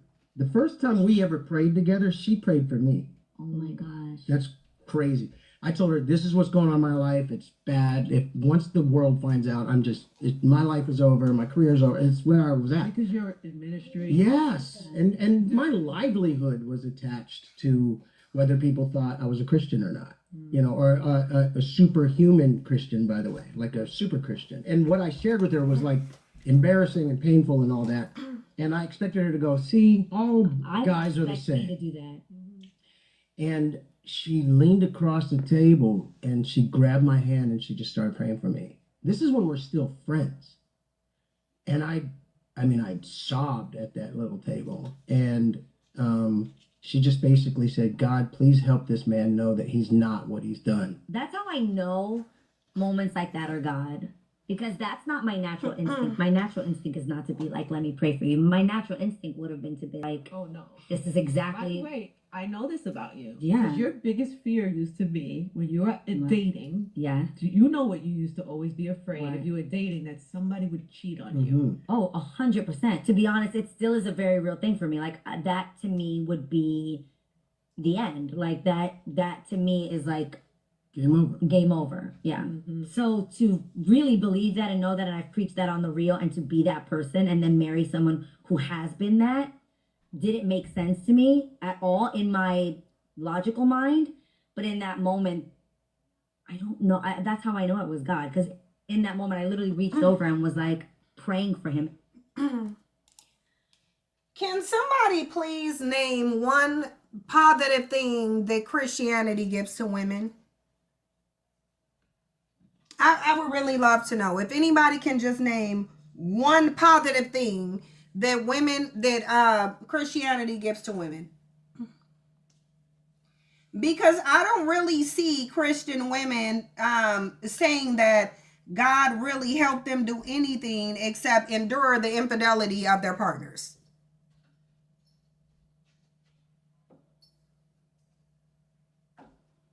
The only thing you hear from women saying is that Christianity made them want to put themselves aside for a man who doesn't really deserve them.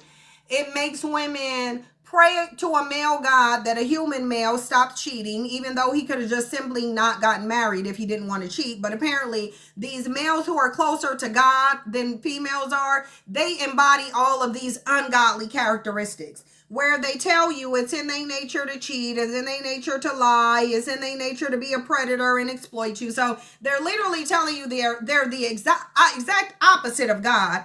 But women are still praying to this male God, though, to correct these male humans. Mind you, these male humans that their male God gave dominion over women.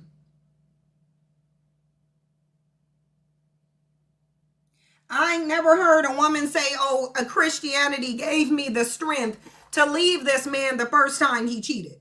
Usually the only time God has given them strength, mind you, this male God only gives them the strength to leave the man after she done endured 20 years of the cheating, disease, the side babies, and her mental health going on to the degree that he walks away from her.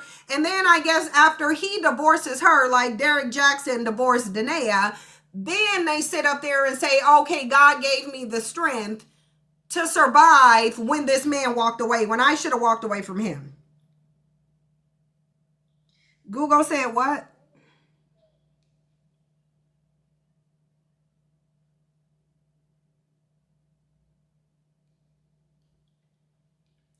I'm trying to see.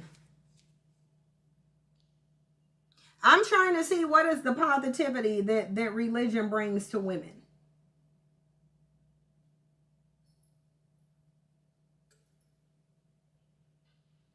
I never heard a black woman saying, well, Christianity told me to put my kids first and make sure my kids are protected. Given that the males in their family and their daddy is primarily going to be the one who damages them. But you never really hear black women say, well, you know, because I'm a Christian, it just really made me want to love my children to the fullest capacity and center their health and well-being first. You never hear Christian women saying that. You only hear Christian women saying, well, if I was stranded on a boat, I would save my man over my child, even though my man should be the one who's risking his life to save me and the child because he's the most physically capable, able-bodied on there. But you never hear them saying that. The religion is only telling them to be degenerate toward their children, prioritize men, self-sacrifice, pray away his cheating that is condemned in the Bible. But I guess if you're a man, then you can just bend the Bible to your will because you made it anyway. So why wouldn't you? But it's literally never making them do anything smart. It's never making them do anything beneficial to their children. It's always only prioritizing males. That's it. Like, look at this white woman. At least this white woman is going to tell the truth about the level of brainwashing. You don't hear black women talking honestly about the religion like this. Because generally when it comes to religion and marriage, black women are going to lie. Wholeheartedly, they will lie. But this white woman is actually being honest. He is the head of our household. Yes, and I do submit to him. So as a woman who grew up in the church and believed that I also had to submit to a man, let me tell you why we believe that. First of all, we're brainwashed, conditioned from an early age to be agreeable, to be nice, to be polite, to not make waves, to be cooperative, to be meek, to be quiet, while the boys were conditioned to be assertive and independent. You're taught that good girls obey and that men know best. I was also taught by other women that yes, this sucks as women. However, this is your role to play. You're going to be a martyr on this earth. You are going to be a helpmate to your partner. You are going to take care of him, lead him to salvation and closer to God, raise your children and lead them closer to God. And I know it's going to suck, but your reward will be when you get in heaven. So I thought I was doing it for God. Women are taught to be that long-suffering wife, and that suffering is virtuous and godly. They are taught to self-sacrifice, to self-abandon, and that is their highest expression of love. They feel like they're being a hero, but truly they're being traumatized. A lot of women do it because they are being abused. Maybe they didn't get an education. They don't have a career. They're financially dependent on that man. Or he's emotionally, intellectually, or physically violent towards her. And she's scared. A lot of women do it because it is familiar. They had to obey their father and all the men in leadership in the church. So that's where their nervous system is comfortable. The predictability of it feels safe. And some women do it because they have learned helplessness. They have believed that resistance is pointless because they have tried to speak up and make change and it didn't happen. It's manipulation and it's abuse. And when you're raised in a community that puts women beneath men, their needs and opinions were minimized. So you develop a low self-esteem generally. The religious community often ostracizes strong, loud women and they attack them and tell them to stay in their place. So fear of losing that community keeps women compliant. They are told that if they really love their husband, then they would follow his leadership. So love is equal to obedience for women only. But ultimately, the church and society grooms women to be this way. So I want women to know that they are powerful and they are equal, that their voice matters, that you do need community, but you don't need a man. If you have a man, I hope you want him, but I hope you don't need him. I hope you always have walkaway power. Let me ask y'all a question. Put a 1 in the chat box if you've ever met a black Christian woman who's even willing to admit that the Bible and Christianity specifically places women beneath men. Because you won't even get, most of the time in a discussion, black women won't even acknowledge that number 1, Christianity is patriarchal, and number 2, Christianity places women beneath men. They won't even admit, black women won't even admit to that. I've heard zero of them. Black women will try to rewrite the entire Bible before they acknowledge that, yes, Christianity does say women are beneath men. They will never. So that's why I'm saying certain things when it relates to like marriage or religion, I'm not going to listen to black women because they lie. I'll listen to Becky though. I'll listen to her when she talks about Christianity and its teaching, because yes, this is Christianity. And what you will find in some of these comment sections, there's black women saying, well, this is not Christianity. Yeah, it is. Yeah, this is Christianity. This is what Christianity is made up of. The subjugating of women. The Bible never said what? KP Margot, the Bible never said what? Because whatever you saying, it didn't say. I'm about to bring up the exact scripture that does say it. So KP Margot, you right now, you on the spot. Let's put your let's highlight your comment so you can tell us what the Bible never said. Because I hope you ain't saying the Bible never said women were beneath men. Because it literally had a hierarchy set up for you. It literally had a hierarchy where there's God, man, and then woman literally beneath men. Literally, the Christian hierarchy puts women only above children. That's the only place you above. It's children. Let's look, because we can Google the Bible's gender hierarchy.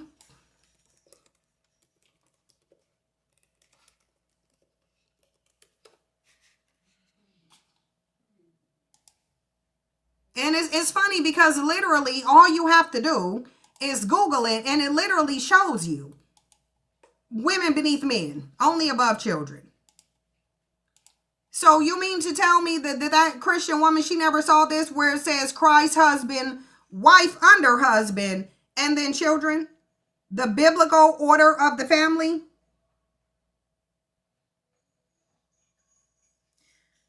Right here, degrees of authority. This is it too.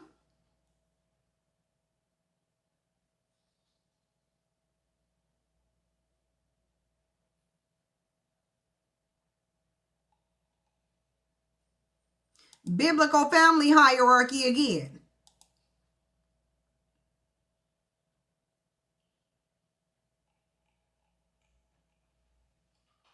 Oh, sorry. Was I not sharing the screen with you guys? Oh, yeah, I wasn't. Here. Right here on this one in particular where it says Christ, husband, wife, children.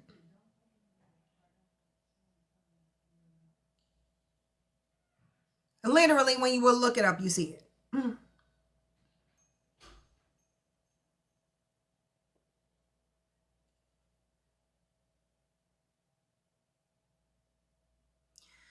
Juanita Bynum, all you're saying is that all you're doing is regurgitating what I'm saying in different words, is that black women are delusional and will lie to the point of literally rewriting the Bible, just like you said. Because if you have read between the lines, that means create my own reality. That means let me be delusional and see something that ain't there. Because if you see in the Bible that the woman is the master and the man is the slave, that's just you rewriting the Bible. That's just you doing exactly what I said black women do, which they will literally completely rewrite the Bible before they acknowledge that this Bible actually says women are beneath men. And the only thing you did is come in the chat room and literally prove my point. You just gave us a living, breathing example of the validity of what I'm saying. Black women will rewrite the Bible, cling to delusion, before they acknowledge that the Bible says that women are beneath men. It just is what it is. It just is what it is. And that's why whenever there's a women's movement, you see black women saying they were left out of the movement. No, you weren't left out of the movement. You were too delusional to be a part of the movement. You can't be in this movement where you have a white woman telling you the reality of Christianity if you as a black woman refuse to see reality. How would you ever be a part of a movement that half the people see something that you don't see?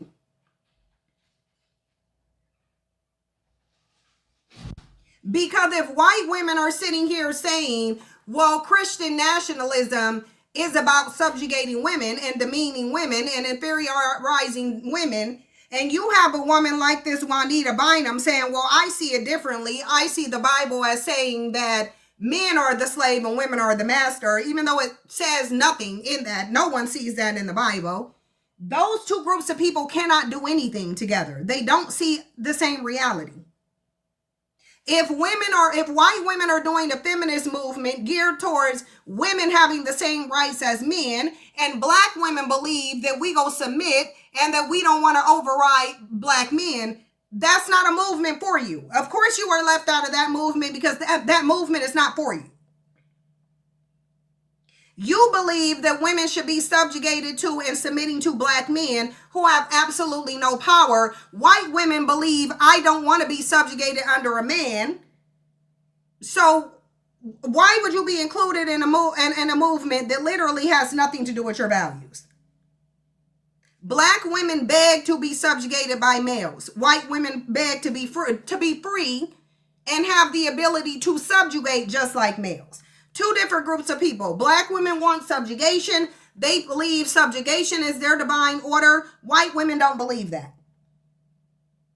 White women don't believe subjugation is their divine order. And when they do, they'll sit up here like this woman and saying the reason why I thought my subjugation was divine order is because I was brainwashed into believing it. Black women is going to try to rewrite that Bible for you. That's what they going to try to do.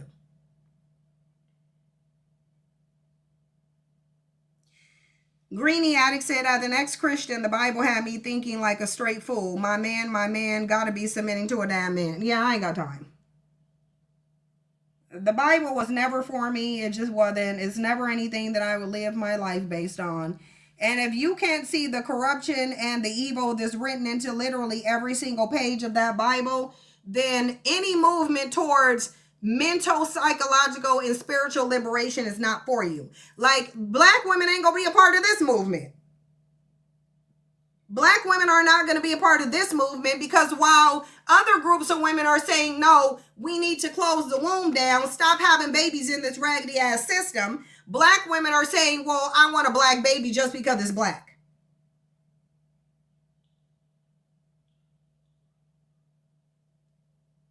That's what black women gonna be doing. And you see that now because every group of women is saying, I refuse to birth children into this system. And mostly those women are not black. A lot of them are Asian. A lot of them are white. A lot of them even might be white Hispanic, but they are not black. Black women are over here saying, well, no, we should have babies. Calling women who saying that they don't want children for various reasons. They're calling these women selfish because, of course, in black women's mind, you shouldn't pay attention to the environment that you raising the kids in. You should only pay attention to their damn skin tone. Just make them black and then we'll figure out everything else later. It's like, no. No, if you can't provide your child a safe and stable life, then you should not be having one. You shouldn't be having one. Black women, the moment they realized they were in a white supremacist system and they had the voluntary ability to choose if and when they have kids, you should have stopped having kids then. But how are you sitting up saying, oh, we in a white supremacist system and it targets these black boys, but all you want to do is birth black boys into the same system that you complain about?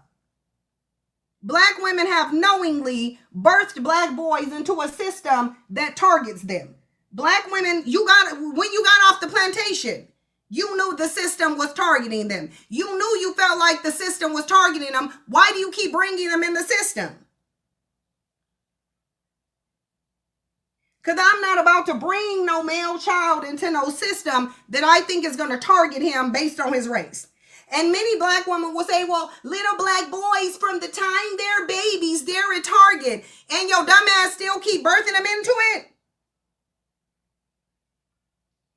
If you keep birthing them into the system, then you're just as bad as the system that's targeting them. You're targeting them too.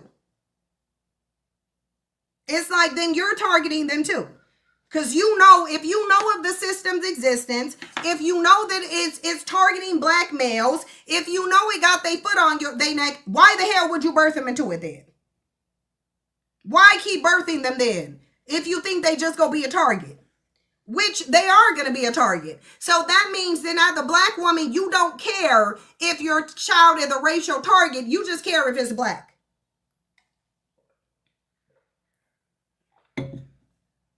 The women who are refusing to birth into this society, they are doing an act of love. This is an act of love.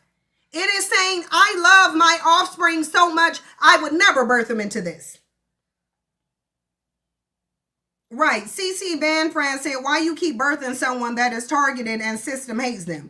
Yeah, that don't make no sense. It makes no sense. But this is what black women run around saying. Our black boys are targeted in one breath, but I'm a boy mom and I'm flipping over a table because I didn't give birth to a boy in a projects. Like, I've literally seen videos of black women living in the projects getting mad because they got pregnant by a bandit. Mind you, bandit ain't even there. The bandit ain't even there. But they mad because they didn't have no boy that they could raise in the project so he can grow up to be the very black male that's going to kill other black males so that they can repeat the cycle. Because black women are repeating the cycle. You're doing it. You the only person here that gives birth. Males don't have a portal to get anybody here. You have it. Yet black women have complained for centuries about their boys being targeted, and they still giving birth to them, still feeding the same system their sons that they complain about. Because again, black women don't care about environment, and they never did. They care about black skin. That's it. But y'all, I have to get off of here. I got an appointment coming up at 2, so I gotta go. Yeah, but this is because this is gonna make me end up dragging black women, and I don't want to. Like, I don't think black women need to be dragged. I think black women need to jump into reality. Because if you cared about your kids and you know they're the system that's targeting them, obviously you wouldn't have kids in the system, clearly. Then the solution would be to not feed the system more bodies. But that's if you cared. But I don't think black women really care. They don't. They can't.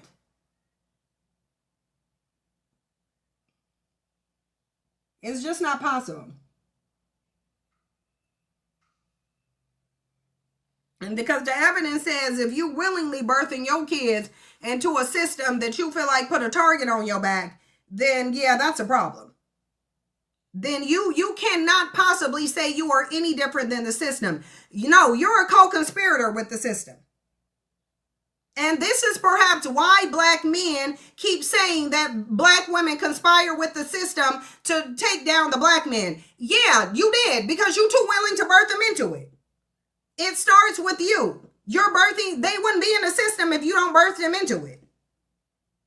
And it's not like you don't know what system you're birthing them in. You know what system you're birthing them in. You just don't care. And these bandits are like literally saying that black women aligned themselves with the system. And in terms of the system needing you to give birth to these males in order for them to be it, oh, you have no argument against that. You absolutely did. You absolutely did. If the system said, I need black women to birth these male bodies into society so that I can imprison them, enslave them, and kill them, and black women agree that that's what the system is doing, and you choose to continue to birth these children in it, then yes, you are a co-conspirator. You are. You're a co-conspirator. You're literally an accessory to it. Just by birth, you're the most important accessory to it. If you don't burst them here, the system can't target them. You can't target something that is not here. Well, believe in the Bible is the choice. So even if you said it's by the Bible is doing it, yeah, but they have to choose to believe in the Bible. There are no religious crusades happening right now. At least not in this country. Ain't nobody forcing women in this country to believe, like even with these Christian nationalists, they're not forcing this on people yet. They're not forcing it on nobody. It's up to women to accept it or reject it. And the problem is, no, the Bible doesn't need to be abolished. The problem with the Bible is your willingness to believe in it, not it existing. If you need the Bible to go away in order for you to not follow it, it will just be replaced by another indoctrination that's similar to it. The Bible being here should have nothing to do with you believing in it. There's a lot of stuff that's in existence that you don't believe in. You're choosing to believe in the Bible, and you're choosing to believe in it without a drop of evidence of its validity. You're making a choice to do that. That's you doing that. Nobody's making you do that.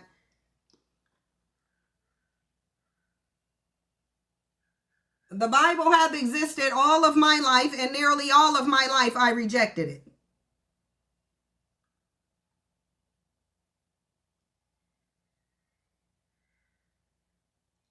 And the reason I rejected it is because it just don't make no sense. It makes the Bible doesn't make sense to me. It can't be validated. Therefore, look, you ain't in Japan, Sabrina Lee.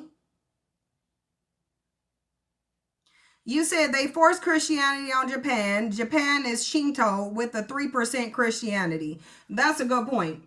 A good point of group of people who had something forced on them. And you know why they will be there? They will be 3% Christian, because they know that the only thing that could be forced is participation.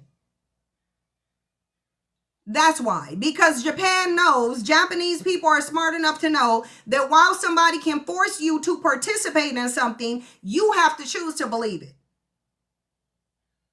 And that's something you do on your own. There's nobody who told me, how do you force a belief on somebody? How do you force them to believe something? You can force them to participate. You can't force them to believe.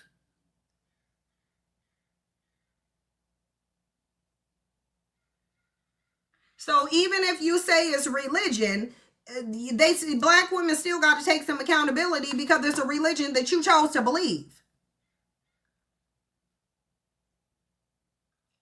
And you chose to believe, and mind you, in an era where there are multiple platforms that's contradicting it.